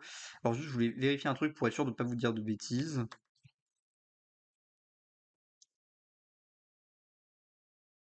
Guillaume Faye. Ouais, c'est bien ce que je pensais. La vidéo de Hugonon, ok. Ouais, donc Guillaume Faye, c'est auteur de L'Occident comme déclin. Et c'est vraiment un type, c'est un mec qui a beaucoup pour déplaire à tout le reste de la droite et de l'extrême droite, parce que L'Occident comme déclin, l'idée c'est vraiment de dire, en fait la guerre froide c'est vraiment de la merde, parce que avant tout on est européen, et indépendamment de la question de savoir si ça doit se constituer à partir à partir de l'Occident capitaliste ou de l'Est soviétique. En tout cas, il faut refaire bloc national, il faut refaire empire européen, il faut refaire européen. Et la question et rentrer dans le jeu de guerre froide, c'est contre-productif pour pour les nationalistes. Il faut comprendre que ce gars-là aussi, au-delà du fait d'être membre de la vraie droite, il avait un peu plus de sympathie que d'autres pour le nationalisme révolutionnaire de gens comme par exemple Otto Strasser, en Allemagne, qui est donc le scissionnaire de l'ébauche du nazisme, qui a survécu au nazisme en exil en Suède, et qui a reconstruit le truc un peu, on va dire, après en Allemagne de l'Ouest. Et alors, Otto Strasser a été contacté, a fait un peu l'agent provocateur pour le KGB en fait, période Nikita Khrouchtchev. C'est pas Staline qui aurait fait ça, hein. Mais Khrouchtchev ayant perdu la main absolue sur les partis communistes d'Europe, il s'est rabattu sur le fait de traiter en mercenaires les fascistes les plus isolés, les anciennes gloires d'avant la Seconde Guerre mondiale, qui ont tout perdu, comme Otto Strasser et Sir Oswald de Mosley, l'anglais. En gros, c'est des gens qui ont été approchés par les services de renseignement, et les deux, effectivement, ont essayé de mener des internationales noires fascistes, surtout européennes, et des fois ça tendait aussi vers des suprémacistes noirs africains. Alors ça c'est encore un autre délire, mais j'en parlerai une autre fois de ces sujets-là. Ça se prépare un peu plus pour rentrer dans le détail, ce que c'est que ces groupes-là. Et en fait, eux, ils étaient vraiment en mode la reconstruction se fera plus efficacement à partir du pays de l'Est. Il y a un anticommunisme à mener, mais au moins là-bas, il y a des États qui tiennent la route. Il y a une pureté ethnique. Il n'y a pas de grands flux migratoires qui sont en train de s'engager. Et donc, si le régime communiste est tout à fait haïssable, néanmoins, en matière de tenue d'un État et de tenue de frontières, les pays de l'Est sont une base plus saine pour reconstituer des nationalismes, des États-nations européens, qui parleraient dans une Europe nouvelle. Et ça, c'est un peu compliqué de savoir. Est-ce que d'abord ils ont tenu ce genre de ligne, ça a intéressé le renseignement soviétique qui a vu son compte, ou est-ce que c'est l'inverse? Mais en tout cas, voilà, ils sont dans ce monde-là. Et Guillaume Fay, c'est quelqu'un qui a la communication avec ces gens-là un peu plus facile que ne l'ont le reste de la nouvelle droite. Et il sort un bouquin pour dire oui, au fait, faut pas se tomber dans le piège de la guerre froide, faut pas. L'idée qu'il a en tête, forcément, dans ce contexte-là, c'est surtout de dire faut pas bosser avec la CIA. Quand on est d'extrême droite dans l'Europe de l'Ouest à ce moment-là, c'est surtout dire faut pas faut pas alimenter des terroristes qui vont foutre la merde pour alimenter un climat de suspicion contre les cocos, qui ensuite vont se barrer en Espagne après avoir fait leurs méfaits. C'est ce qui était un mode d'opération ultra répandu en Italie à ce moment-là. Euh, mais euh, euh, c'est Voilà, donc il faut comprendre il y a cet imaginaire-là avant, parce qu'il va jamais le dire, globalement. Le pourquoi est-ce que Faye, pour lui, est un type méprisable, mais Faye est haï dans le reste de la pensée de droite et d'extrême droite euh, française. Il met parfois mal à l'aise pour ce genre de take et encore d'autres au sein de la nouvelle droite, et voilà, j'aborde quand même ce sujet. Ce qu'ils appelaient la centrale, un groupe obscur et secret de gens qui se réunissaient en secret, qui prenaient les décisions. Mais la centrale s'appelle en réalité, et s'appelle encore la sodalité, du latin sodalitas, c'est le nom que m'a révélé Guillaume Fay, qui nous a quittés en 2020, en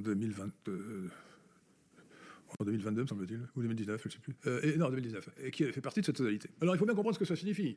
L'ensemble des membres du Grèce ou de la mouvance célèbrent des cultes néo-païens. Ils célèbrent le solstice d'hiver, qui remplace Noël, autour ou devant une tour de Yule, posée sur une table qui tient lieu d'hôtel, et ils ont accroché au cou le marteau de Thor. Mais la sodalité pratique, qui est une vraie société secrète, pratique des rites d'initiation, des serments d'obédience ou d'obéissance, et des rites qui sont des rites néo-païens et néo-hitlériens sous le signe du svastika. Alors combien sont-ils Peut-être seulement quelques dizaines, pas plus d'une centaine, ça m'étonnerait qu'il soit plus de 200 ou 300, au grand maximum. Hein. Mais c'est une société vraiment secrète à tel point que personne ne connaît son existence, et que, bien que je l'ai dit plusieurs fois déjà à Radio Athéna, c'est peut-être la première fois que vous en entendez parler. Et donc, le Grèce est ainsi constitué. La particularité de cette association, c'est que leur rite est...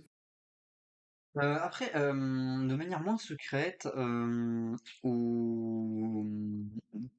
dans les années 50, 60, 70, il y avait des groupes de païens avec des druides nazis, et c'était notamment le cas de euh, la nièce de Christian Dior, l'industriel du luxe, qui était druidesse, qui était grande druidesse du cercle parisien, et et qui, célébrait notamment c'était un peu iconique, célébrait des mariages nazis où elle donnait Mein Kampf, etc. Le tout avec une espèce de symbolique pseudo-druidique, mais qui ressemble à un mélange de mauvais goût entre le parc Astérix et les Jeux Olympiques de 36, il y avait et alors elle avait fasciné un peu la presse à l'époque, presse parisienne qui se foutait de sa gueule, qui l'avait surnommée la princesse nazie de Paris. Voilà. T'as aussi alors Coco Chanel aussi, si je dis pas trop, si ma mémoire est bonne, était dans des tripes très superficielles et un peu mystiques autour de ces questions-là de paganisme nazi, enfin des trucs assez folkloriques aussi.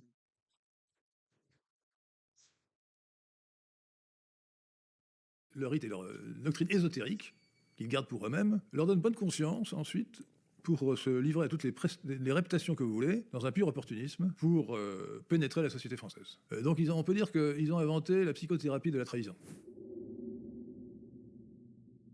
Alors, troisième partie de mon exposé, la popularité de Grèce vient en grande partie de celle de certains auteurs, certains penseurs de pacotille en réalité, qui ont fait son prestige. Ce sont Dominique Vénère, Guillaume Fay et Anne de Benoît. Leur réputation est parfaitement usurpée, chacun a ses mérites, mais sur le fond, leur pensée ne vaut rien. Je commence par le plus ancien, Dominique Vénère, que j'ai bien connu aussi. Je l'ai même nommé responsable d'émission à Radio Courtoisie, dont j'ai été le président pendant 11 ans, de 2006 à 2017. Et c'était un homme d'honneur, lui, à la différence des deux autres. Et il écrit très bien.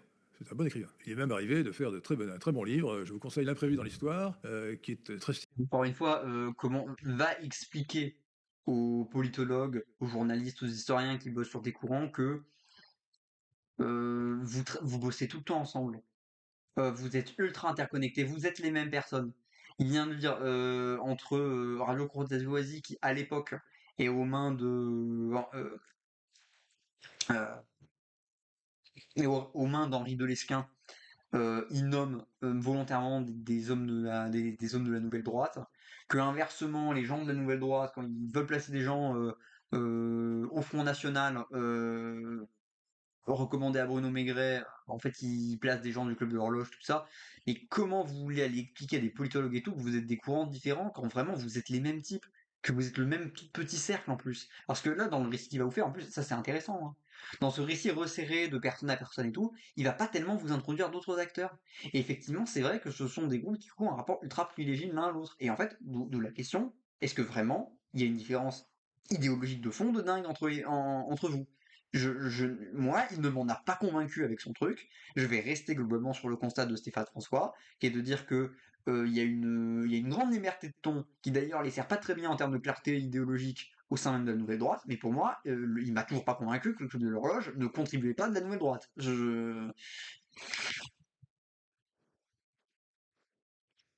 Stimulant, mais il faut bien le dire, un historien de seconde main. Il ne s'est jamais plongé dans les archives. Alors, il a écrit beaucoup de livres, notamment sur les armes. Je retiendrai le livre qu'il a écrit sur 30 000 ans d'histoire, d'identité européenne, parce que c'est son livre majeur, semble-t-il, sur le plan doctrinal. Et je citerai aussi son livre posthume, Un samouraï d'Occident, qui sont aussi mauvais l'un que l'autre sur le plan du fond. Dans la forme, ils sont très bien écrits. Par exemple, je pourrais faire évidemment une étude approfondie, mais j'en ai ni le temps ni l'envie. Par exemple, dans le premier livre, il parle de 30 000 ans d'identité européenne. Qu'est-ce à dire? Il semble ignorer que les Indo-Européens, autrement dit les Arias, sont arrivés en France il y a 5000 ans au plus. Et que s'il va les chercher dans leurs origines du côté de la Volga, on ne peut pas remonter au-delà de 5000 ans ou 6000 ans maximum avant Jésus-Christ. Donc si on se réfère à une ancienneté de 30 000 ans, pour ce qui est de la France tout au moins, on remonte aux chasseurs ouest.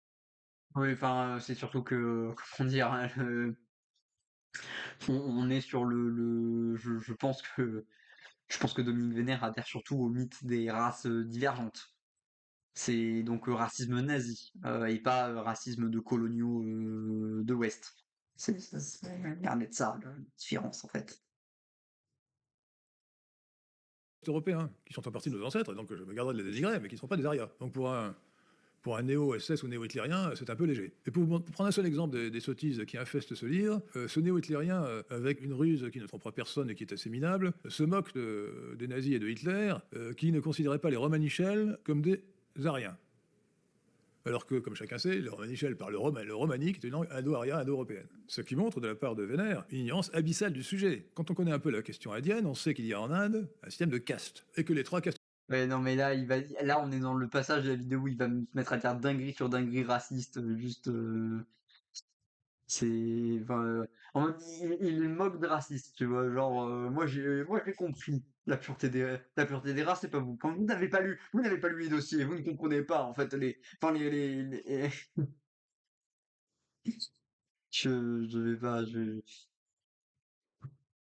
vais pas, je vais pas commenter.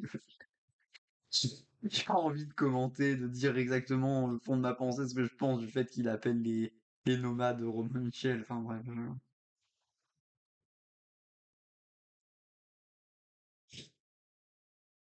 Supérieurs seuls sont considérés comme des castes arias. Ce sont les brahmanes, les prêtres, les kshatriyas, les guerriers, et les shudras ou sudras, les paysans et commerçants. Ce qu'on appelle aussi les deux fois nés, parce qu'on leur met à la confirmation hindoue un cordon autour de la taille, du moins pour les garçons. En revanche, les shudras, la quatrième varna ou caste, formée des artisans, n'est pas aria, pas plus que les chandala, les hors castes, bien qu'ils parlent une langue, ils parlent la même langue que les autres castes, évidemment, mais ils ne sont pas pour autant considérés comme des Ariens et des Indo-Européens. Et bien sûr, les Romanichels ne viennent pas d'une caste aria, ils viennent peut-être d'une sous-caste des Shudras, mais plus probablement des Chandala. J'en viens maintenant à Guillaume Faye.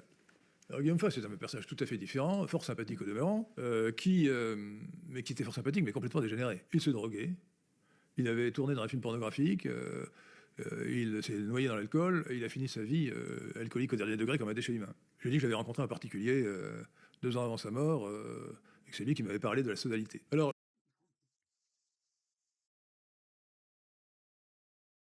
Alors j'ai une question pour No Food Just My Cat. À ton avis, est-ce qu'on a le droit d'être eugéniste euh, si c'est pour Guillaume Paille? En fait,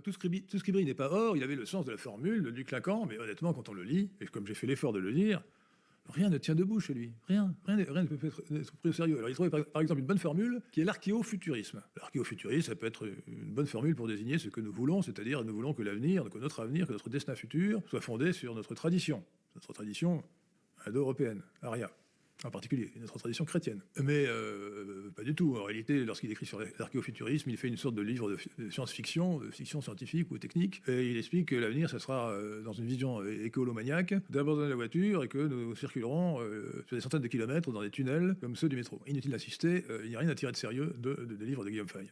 Alors pour en venir au troisième, qui est donc Alain de Benoît. alors, euh, il y a alors je me suis moqué en disant oui c'est l'intellectuel organique idiot.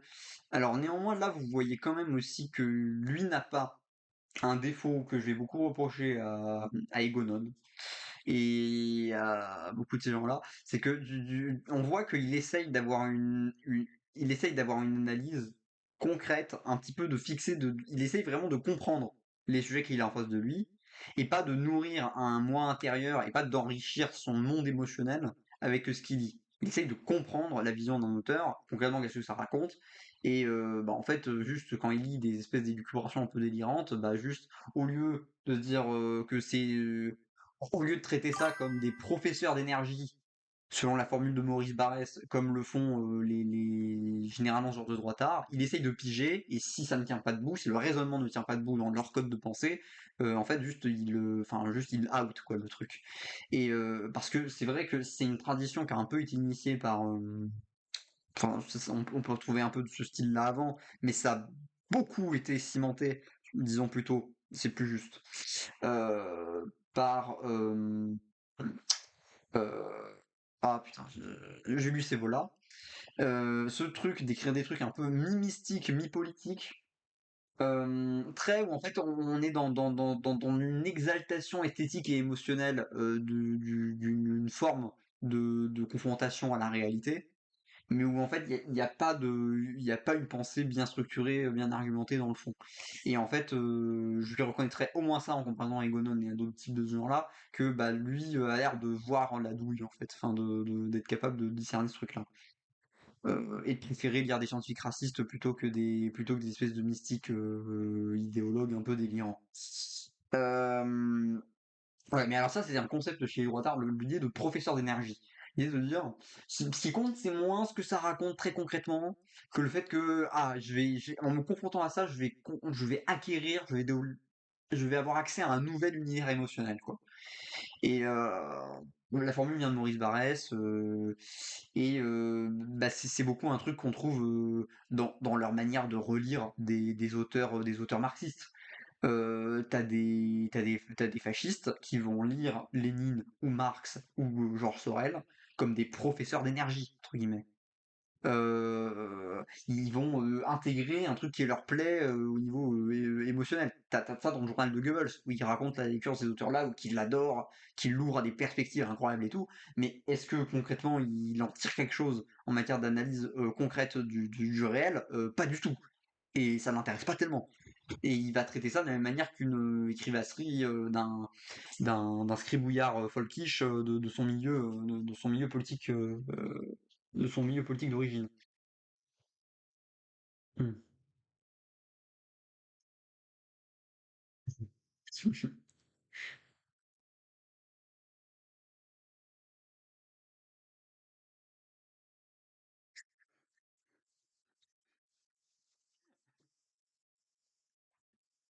Non, alors moi je pense que tu te trompes. Je pense que ce mec a tellement de pouvoir sur des gens autour de lui que quand il va mal, il se fait pas violence à lui-même, il inflige de la violence aux gens sur qui il a du pouvoir. Ah, alors attention, la théorie du complot, hein, j'ai pas d'argument concret pour étayer ça, mais c'est mon intuition. À mon avis, il présente un peu trop propre sur lui pour avoir une vie de déchet humain. Je pense plutôt qu'il inflige son courroux de Romain stoïque, tu vois, aux gens qui le côtoient. Ah, c'est drôle parce que c'est pas drôle. Bref. Là, c'est différent. Alain Benoît a écrit des dizaines de livres, des centaines d'articles. Et tout n'est pas faux dans ce qu'il dit. Mais comme son ex-ami Guillaume Fay le disait, c'est le philosophe du copier-coller. Il n'a jamais eu la moindre idée originale. Sur le fond, il est, comme les autres, partisan de la décroissance, donc une sorte d'écolomaniaque. Il est, lui, de plus, tiers-mondiste, islamophile, donc immigrationniste. Il a bavé sur le Front National de Jean-Marie Le Pen. Et, pour prendre un exemple, dans le numéro de février... Ouais, alors, comment? Alors, sur la question de l'écologie, en réalité, les différents auteurs de la nouvelle droite n'ont pas la même vision. Enfin, il y a un truc commun de la nouvelle droite de dire il faut faire de l'écologie de droite, c'est-à-dire de l'écologie qui compte sur le fait qu'on va convaincre justement les technocrates et les bourgeois en fait de faire de l'écologie. Bon, est-ce que j'ai besoin de vous préciser ce que j'en pense? Mais euh, il y a comment? Euh, mais il y a des nuances chez eux. Ça a été bossé. Alors encore une fois, c'est Stéphane François qui nous offre ça dans son bouquin sur les vers bruns. Il y a de la même manière que dans le monde de gauche, il y a une différence entre l'écologie technique et l'écologie profonde. Il y a une différence dans la nouvelle droite entre des partisans de l'écologie profonde et d'une écologie un peu plus technique, un peu plus. Il y a un peu plus strictement capitaliste compatible. Et voilà. Et alors, Dominique Vénère, lui, est vraiment le chantre d'une écologie de retour à la Terre assez radicale. Les autres, ils sont un peu plus partisans quand même de solutions techniques liées à l'écologie. Voilà. C'est ah oui, aussi, ce truc qui peut être confusant de dire immigrationniste, islamophile. Alors deux choses. Déjà, à l'époque de la Nouvelle Droite, il y a encore une fascination de l'extrême droite européenne pour l'islam, vu comme une religion d'ordre patriarcale puissante, comme un modèle qui pourrait régénérer une chrétienté en décadence en Occident en offrant un modèle traditionnaliste pur, préservé. C'est une forme d'orientalisme, d'orientalisme fasciste assez particulier. Euh, et en fait, enfin, le changement de monde globalement qu'on a vécu post 2001, les deux tours, enfin, change l'équipe des forces à l'extrême droite. Hein. Et alors oui, aussi, la nouvelle droite est extrêmement antisémite et trouve estime que tout ce qui est antisioniste peut-être être poussé à être ramené dans leur giron. Et il y a comment? Oui, alors sur l'immigration. Alors l'immigration, ça dépend complètement parce que il y a des auteurs de la nouvelle droite qui, dès l'époque sont en mode fermer les frontières, quoi. C'est le cas de Guillaume Fay. En revanche, chez Dominique Vénère, encore lui, définitivement, c'est le vilain. Encore une fois, c'est le vilain petit canard, mais c'est le mec le plus connu. Et depuis le début, à chaque fois que Henri de Lesquen fait des généralités sur la nouvelle droite, globalement, il part des positions de Dominique Vénère, mais en fait, pour les historiens et les politologues spécialistes du sujet, Dominique Vénère a été très visible à chaque fois qu'il a fait vraiment, c'est un spécialiste des coups d'éclat, quelque part des sorties littéraires, mais il n'est pas représentatif du reste de ce que racontent les autres. Et lui, en fait, est dans un truc très, très raciste, hein. Et lui aime beaucoup l'idée d'ethno-différentialisme, en mode oui, chacun ses choix et chacun est content. Mais par contre, il est en mode faut plus d'État pour un retour du coup aux racines profondes. Donc on ne tient plus les frontières, on se base sur le fait qu'en étant sympathique avec des bons traditionalistes lointains, tout le monde acceptera de rester chez lui, d'une part, et ensuite il y a cette idée que au sein même d'un territoire, la hiérarchie raciale se suffit, la ségrégation raciale se suffit quelque part, et qu'il n'y a pas besoin d'exclure et de repousser à perpète avec des moyens, des moyens démesurés des éléments halogènes qui se trouvaient sur le territoire français par exemple. De toute façon, une fois qu'ils auront une saine compréhension du traditionnalisme, ils voudront retourner chez eux, quoi. Donc effectivement, c'est ce genre de positions qui font que, enfin ça c'est et ce gars-là, justement, en fait, il critique publiquement le Front National de Jean-Marie Le Pen pour dire non, mais l'obsession vis-à-vis de l'immigration, c'est pas ça le sujet de fond. C'est un gars qui est complètement à côté de la plaque et à côté de son temps en termes de comment faire gagner, en fait, justement, son camp politique. Et qui fait alors des critiques sans concession, mais alors justement, c'est bien le problème du point de vue au sein même de de leur propre groupe politique. De la revue Éléments, il se livre à une analyse de la civilisation judéo-chrétienne, pour expliquer à bon droit qu'elle n'existe pas. Mais il oublie l'essentiel. Si la civilisation judéo-chrétienne n'existe pas, c'est que la civilisation occidentale, qui est née au XIe siècle, n'a jamais en rien été enrichie ou développée ou formée ou forgée par des juifs.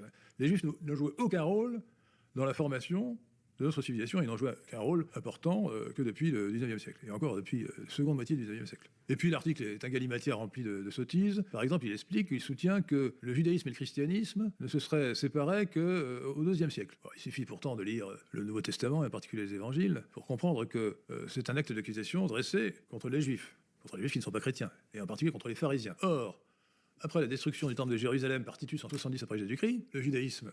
Ouais, alors dont il est en train de parler, les parts,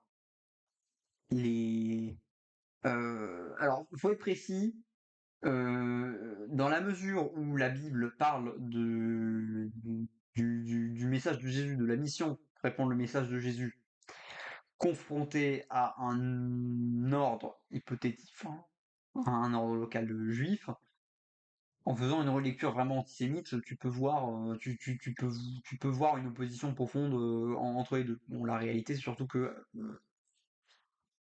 le plus probable historiquement, c'est que Jésus était lui-même rabbin et en fait a emmené ses fidèles en fait, dans une communauté juive particulière. C'est assez, c'est tout. Et les passages sur, par exemple, le traître Judas ont été ajoutés, enfin sont apocryphes et en fait ont été ajoutés ont été créés toutes pièces pendant le Moyen Âge. Et on parle là, on parle du Moyen Âge, on parle du Moyen Âge central, hein. Donc pas donc plus loin que le deuxième siècle. Donc si en vrai factuellement il y a déjà une distinction qu'on peut voir entre christianisme et judaïsme très tôt, et ça se voit dans le traitement que fait l'Empire romain vis-à-vis de l'un de l'autre, qui n'est pas le même, ça se voit dans ce rapport à l'Empire romain, puis dans les empereurs chrétiens, voilà, dans la manière de se comporter dans ce empereurs chrétiens, c'est comment il y a une rupture beaucoup plus nette à un moment où en fait il y a concrètement l'anti-judaïsme de l'Église qui commence à se construire. Encore une fois, durant le Moyen Âge central.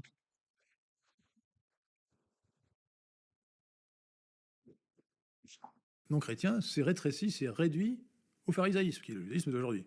On voit bien l'opposition draconienne, dramatique entre les deux religions. Il suffit d'ailleurs de se référer, ce qui est sans doute le premier texte écrit de l'Ancien Testament, du Nouveau Testament, je veux dire, la première épître aux Thessaloniciens de l'apôtre Saint Paul, pour voir l'opposition radicale qu'il y a entre les chrétiens et les juifs. L'apôtre Saint Paul, qui était juif évidemment à l'origine, mais qui était même pharisien, mais qui s'était converti, explique dans cet épître, chapitre 2, versets 14 à 16, que les juifs, je le cite, les juifs ont tué le Seigneur Jésus et les prophètes, ils sont les ennemis du genre humain, la colère de Dieu sera sur eux jusqu'à la fin des temps. Voilà ce que dit, ce n'est pas franchement une synthèse judéo-chrétienne. De plus, un peu plus tard, dans l'épître aux Galates, le même Saint Paul ramène Saint Pierre, le chef des apôtres et le premier pape, dans le droit chemin, parce que Saint Pierre continuait à judaïser. Et on voit que dès lors, le divorce est maintenant, et dès lors totalement accompli entre judaïsme et réduit au pharisaïsme et christianisme. Alors comme les mousquetaires étaient quatre, les trois mousquetaires étaient quatre, je pourrais dire que nos trois penseurs de pacotille sont aussi quatre, puisque Bernard Lugan, qui fut de l'Action française, les a ralliés.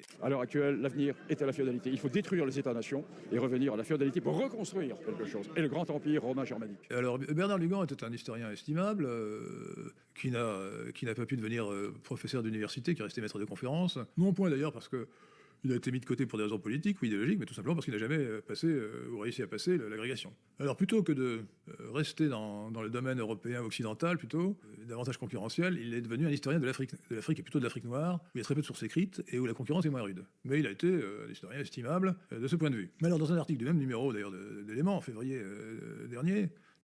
Alors non, il a été un historien de merde, juste tu es moins exigeant parce que pour toi les Noirs ne méritent pas d'avoir une histoire sérieusement étudiée, approfondie. Et ce type est absolument un clown dans le domaine historique. Euh, ouais, alors Bernard Logan qui nous a sorti mais cette masterclass, je vous le remets, hein, le tout début du Vincent Lapierre, hein.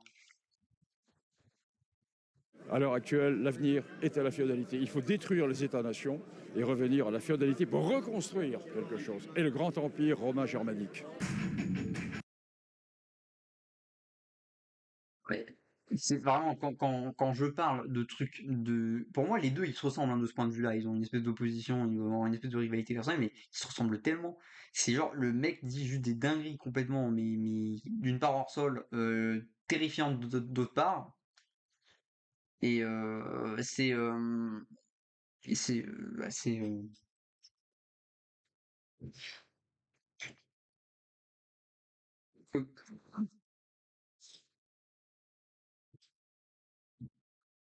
2026, il s'en donne à cœur joie contre la colonisation. Je pourrais rentrer dans le détail des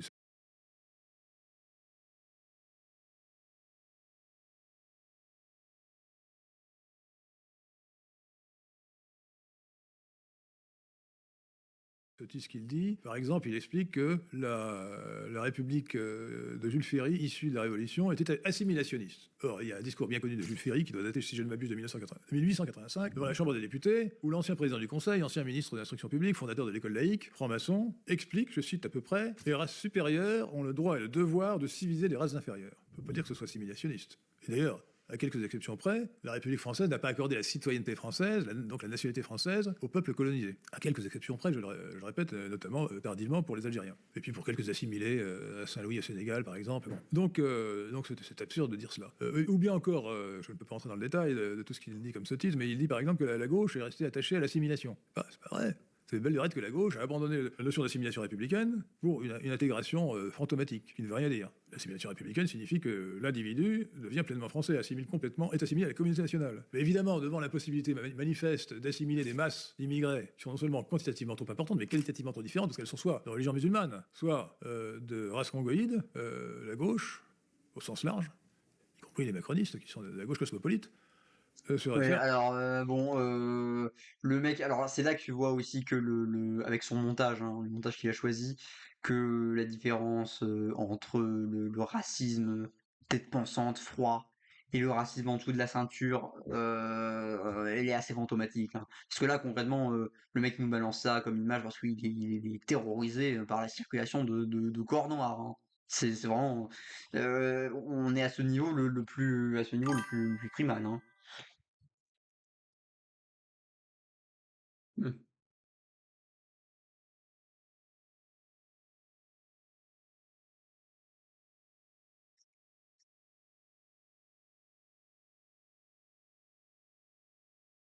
Oui, alors non, mais lui, il dit être républicain dans le sens soutenir l'État gaulien. C'est pas c'est la monarchie présidentielle. C'est dans ce sens-là pour lui, effectivement. Bien sûr.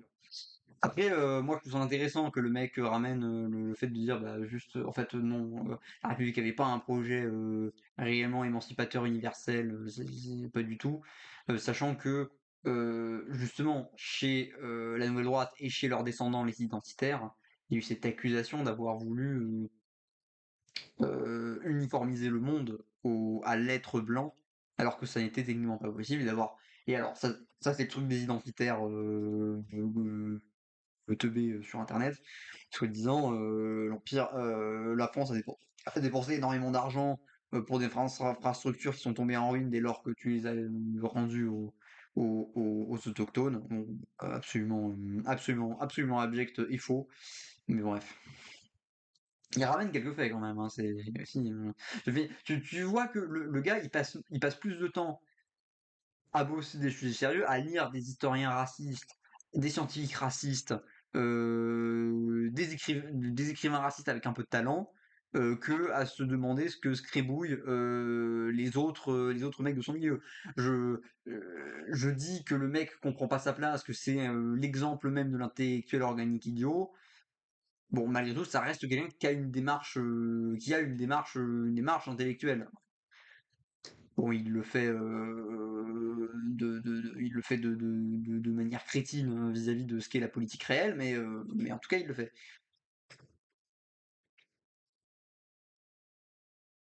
Cette intégration mythique. Voilà, donc on est vraiment dans le domaine de n'importe quoi. Alors, troisième point, plutôt quatrième point, le succès paradoxal de la prétendue nouvelle droite, de la PND. On pourrait se dire, écoutez, le Grèce, avec son étiquette de néo-nazi, aurait dû garder cela comme le sparadrap du capitaine Haddock, et il ne devrait pas avoir pu s'en débarrasser. C'est pas risque, on pourrait penser. Bon. De plus, la médiocrité de ces penseurs, ces pseudo-penseurs, aurait dû affaiblir son succès. C'est tout le contraire qui s'est produit. Tout le contraire qui s'est produit. Le Grèce, depuis cette date, depuis 1979, a connu au contraire, après la crise de l'époque, a connu un grand développement, et aujourd'hui est effectivement, en quelque sorte, le fameux complot tentaculaire qu'avait imaginé, à l'époque de manière totalement fantomatique, le journaliste Pfister. Il y a donc le Grèce, avec, dans le premier cercle, sa revue Éléments, dont le directeur est François Bousquet. Il y a les revues Crisis et Nouvelle École, qui paraissent sporadiquement. Il y a même la Nouvelle Librairie dirigée par François Bousquet. Et puis, dans un deuxième cercle, on trouve d'abord l'Institut Iliade. L'Institut Iliade, dont le président ou le directeur s'appelle Philippe Corrade, que j'ai bien connu, je l'ai nommé patron d'émission Radio Courtoisie, qui était le bras droit de Dominique Vénère, et qui est aussi aidé par Bernard Lugan. Donc l'Institut Iliade organise régulièrement des colloques il reçoit beaucoup de monde. Passage, alors il va en parler plus tard, lui, il a été écarté de la direction de Radio Courtoisie. Radio Courtoisie, c'est assez formidable pour moi comme radio, et j'écoute régulièrement, surtout la matinale du dimanche, ligne droite, parce que c'est une réunion à ciel ouvert de l'extrême droite radicale. Genre, c'est fascinant. Les mecs te disent, en fait, les gars savent qu'ils sont pas écoutés hors de leur cercle globalement, qu'ils sont presque pas écoutés hors de leur cercle. Parce que de toute façon, ils sont juste méprisés vite fait par le bloc central en mode oui, ça là-bas c'est les fachos, c'est pas intéressant. Ils se bavent tous dessus ensemble. Non, en vrai, t'entends vraiment de la théorie politique assez poussée du point de vue de l'extrême droite là-bas, et enfin, tu dis une vision stratégique et tout, et t'entends mais des choses fascinantes hein, en termes comment dire, d'honnêteté sur leur stratégie politique du coup, mais parce qu'ils savent qu'ils sont en mode on n'est pas surveillé, donc on peut raconter ce qu'on veut. Et moi j'écoute régulièrement ça parce que vraiment c'est une mine d'or. Bon. Il y a TV Liberté de Philippe Millot, qui se vante d'avoir 1 million d'auditeurs sur YouTube, ou d'abonnés. Il gonfle peut-être ses chiffres, mais en tout cas, il doit en avoir beaucoup. Alors j'ai bien connu la chose, puisque Philippe Millot a essayé à l'époque, en quelque sorte, de reprendre Radio Courtoisie. Il faut savoir que le financement de TV Liberté, qui doit être assuré sans doute par des mécènes inconnus et riches, qui doivent aussi financer le Grèce lui-même, a été largement financé par des appels de fonds montés par Tristan Mordrel, le fils d'Olivier Mordrel. Alors j'ai bien connu Tristan Mordrel, qui était un ami de Pierre-Alexandre Bouclé, dont je vais parler tout à l'heure, et à qui j'ai confié une opération depuis le postage qui a très bien réussi. C'est un homme qui connaît bien son métier. C'est un professionnel de qualité. Et si vous recevez un appel de fonds qui vient de Redon, sous l'étiquette de ad litteram, par exemple, c'est lui. Donc Tristan Bordrel a les opinions de son père. Je le sais parce qu'il me l'a dit. Donc il est parfaitement néo-SS ou néo-hitlérien. Comme Philippe Mignot du reste. Et on peut maintenant ajouter dans ce deuxième cercle Radio Courtoisie, dont j'ai été évincé en 2017, et quelques années plus tard, après la mort... Oui, alors là, vous avez la raison de fond aussi égoïste. Alors pourquoi est-ce qu'il trucide tout ce monde-là? Parce que fondamentalement, parce qu'il s'est exclu du truc. Parce que les mecs étaient en mode bon, la com marche bien, on a un parti sur lequel miser, le Rassemblement National, puisqu'il peut gagner. Euh, on a un mec au sein du RN que on peut bien placer, c'est Jordan Bardella. On a, on a une opposition qui permettra de montrer que le RN est respectable par rapport à d'autres formations et qui pourra dire un peu plus directement ce qu'on pense, qui est Reconquête. On a une clébardisation de les républicains qui deviennent, enfin qui passent d'un agent pour faire passer nos idées par la Macronie à un supplétif tout à fait utile pour demain pour le RN prendre le pouvoir. Voilà, donc tout ça, ça s'est très bien rodé. On n'a pas besoin d'un espèce de croque-mort qui fait flipper tout le monde en prononçant des termes de terminologie raciste. Voilà. Profondément, c'est ça qui s'est passé au plus vraisemblable, hein. Et du coup, lui il est en train de manger son somme très aristocratement contre tout ce monde-là en sortant cette vidéo. Mais bon. de Dominique Paoli, c'est Pierre-Alexandre Bouclé qui lui a succédé, qui est devenu président. Alors Pierre-Alexandre Bouclé s'appelle de son vrai nom Jimmy Pierson, Jimipirson. Il est copain comme cochon avec Tristan Bordrel, et avant la loi Guesso du 13 juillet 1990, ils avaient fait ensemble une revue révisionniste qui s'appelait L'autre histoire. Alors c'est pour cacher, pour occulter, fait passer sulfureux, que Pierson a adopté le pseudonyme de Bouclé. Et il a évidemment nommé François Bousquet comme patron d'émission. Il a donné le plus possible et de plus en plus une tonalité de la PND à cette radio, malgré la grande diversité qui demeure, puisqu'une grande partie des patrons d'émissions ont été nommés par moi, avant 2017. Alors on peut ajouter à la liste, disons dans un troisième cercle, un certain nombre de mouvements, par exemple des mouvements de jeunes, Génération Identitaire, la cocarde étudiante, et des mouvements qui sont donc sous l'influence de la PND, sont européistes, et donc antinationaux. On peut ajouter également... Pour le coup, comment dire? Les identitaires, pour le coup, politologues et historiens ont tendance à les considérer comme un truc divers de la nouvelle droite, comme une scission même de la nouvelle droite, une scission suscitée par 2001 et actée en 2003, le courant des identitaires apparaît en 2003, et vraiment qui est la réaction profondément au, au changement de priorité raciale qui est passé de de la priorité antisémite à la priorité islamophobe. C'est ça, et puis l'abandon aussi, alors une légère relégation du rêve européen pour une vision comment dire, pour une vision un peu plus occidentaliste aussi. Voilà. Mais alors ça c'est marrant parce que lui est tellement proche, tellement fusionné dans la nouvelle droite que juste il s'invente un peu des gros marqueurs de différence qui sont assez fantoches. Précise un truc, un truc qui va agiter à fond, c'est cette différence avec les néo-païens. La vérité, c'est que plus la nouvelle droite a avancé, plus elle a relégué le néopaganisme en considérant qu'il faut travailler ça, il faut s'interroger là-dessus, il faut poser des questions à ce sujet, il faut faire de l'histoire à ce sujet. Mais par contre, il faut pas imposer ça au reste de la droite parce que c'est un sujet de rupture pour rien, alors que la priorité était la lutte contre le remplacement. C'est donc il n'y a pas moyen il faut pas s'écharper maintenant sur des questions religieuses. Et les cathostradis finalement et les néo-païens peuvent cohabiter l'un côté de l'autre sans se foutre sur la gueule. Alors la vérité, c'est que à une droite aujourd'hui, c'est globalement, hein, c'est plutôt un apaisement entre les deux, plutôt que d'essayer d'imposer le néopaganisme. Ce qui a été le cas au tout début et qui contribuait justement à la traversée du désert, de son inefficacité initiale.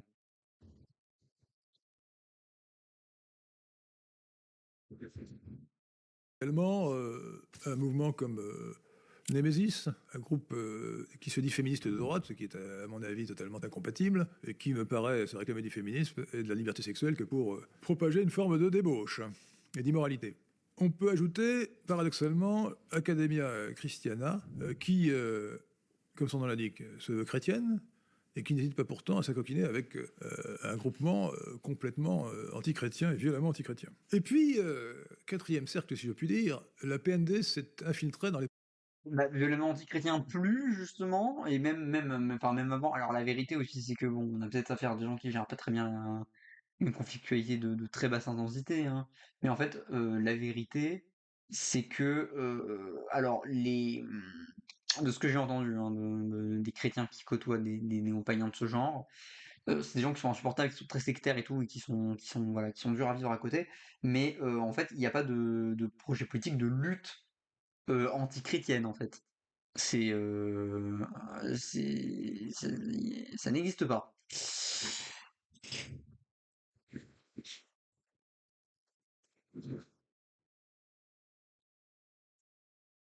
Et d'ailleurs, bon, en plus, Rizzi, parce que lui-même dit tout le temps, oui, j'ai coopéré avec eux, j'ai coopéré avec eux, j'ai coopéré avec eux.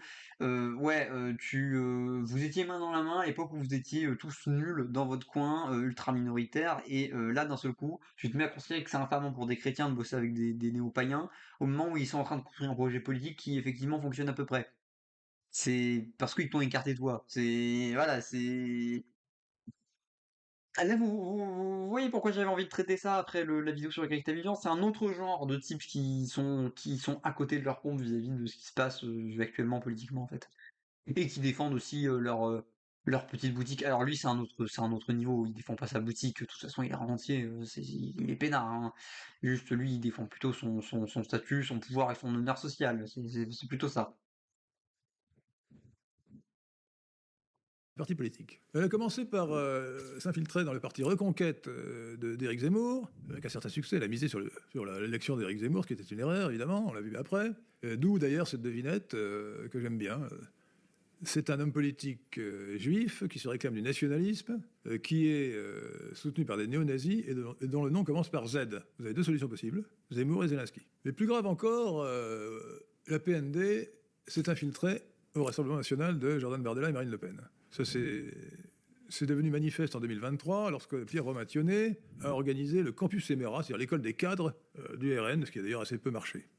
Et il a invité pour les premières réunions, justement, François Bousquet. Alors, il n'a pas osé faire venir Alain de Benoît, il s'est contenté de François Bousquet. Quand on lit Pierre Romationnet, qui était longtemps le conseiller intime de Jordan Bardella, Voilà, non, mais là aussi, il te donne il t'aiguille. Là, je vous dis aussi, là où pour le coup, il donne vraiment des grosses, il donne des bastos là pour le coup à la gauche. Il dit, allez chercher, vous pouvez aller regarder, ça existe. Le RN a fait intervenir enfin pour des temps de formation, a fait intervenir, euh, intervenir Bousquet pour des formations. Donc c'est réellement, en plus, ce qu'il fait a une vraie capacité de nuisance, alors à la marge, hein, mais pour son camp politique. Et du coup, bon bah allez, autant sauter dessus, hein. Euh,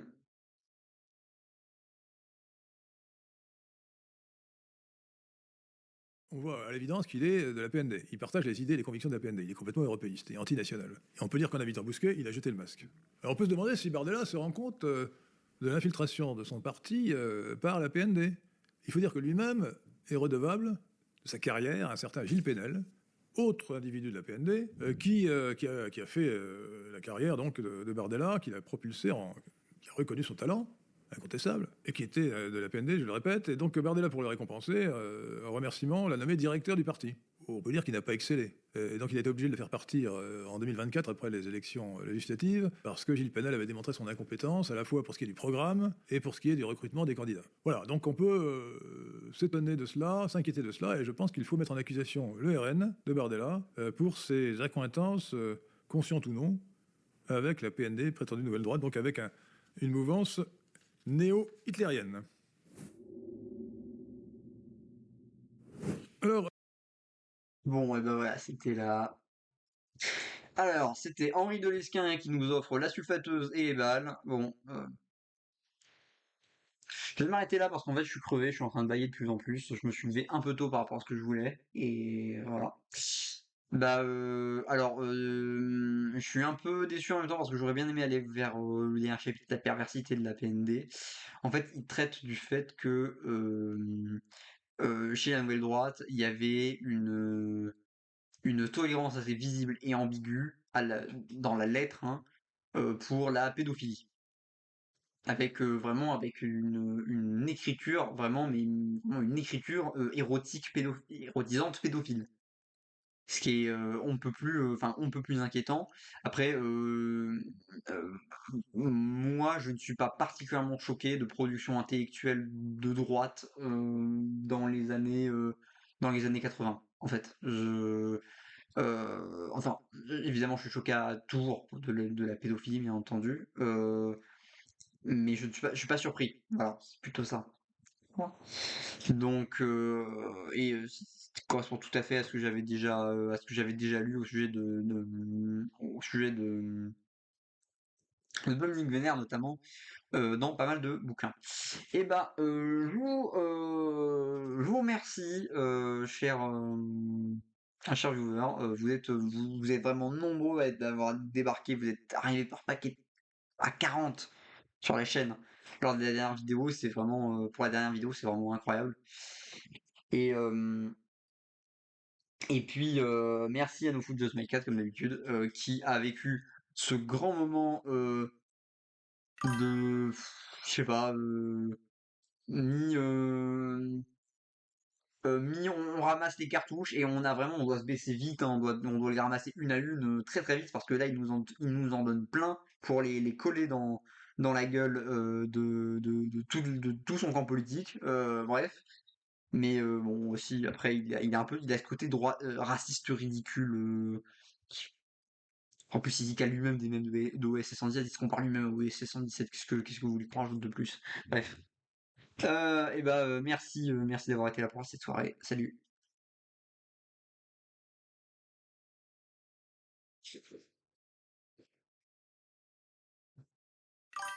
Je ne trouve plus le chemin de ma.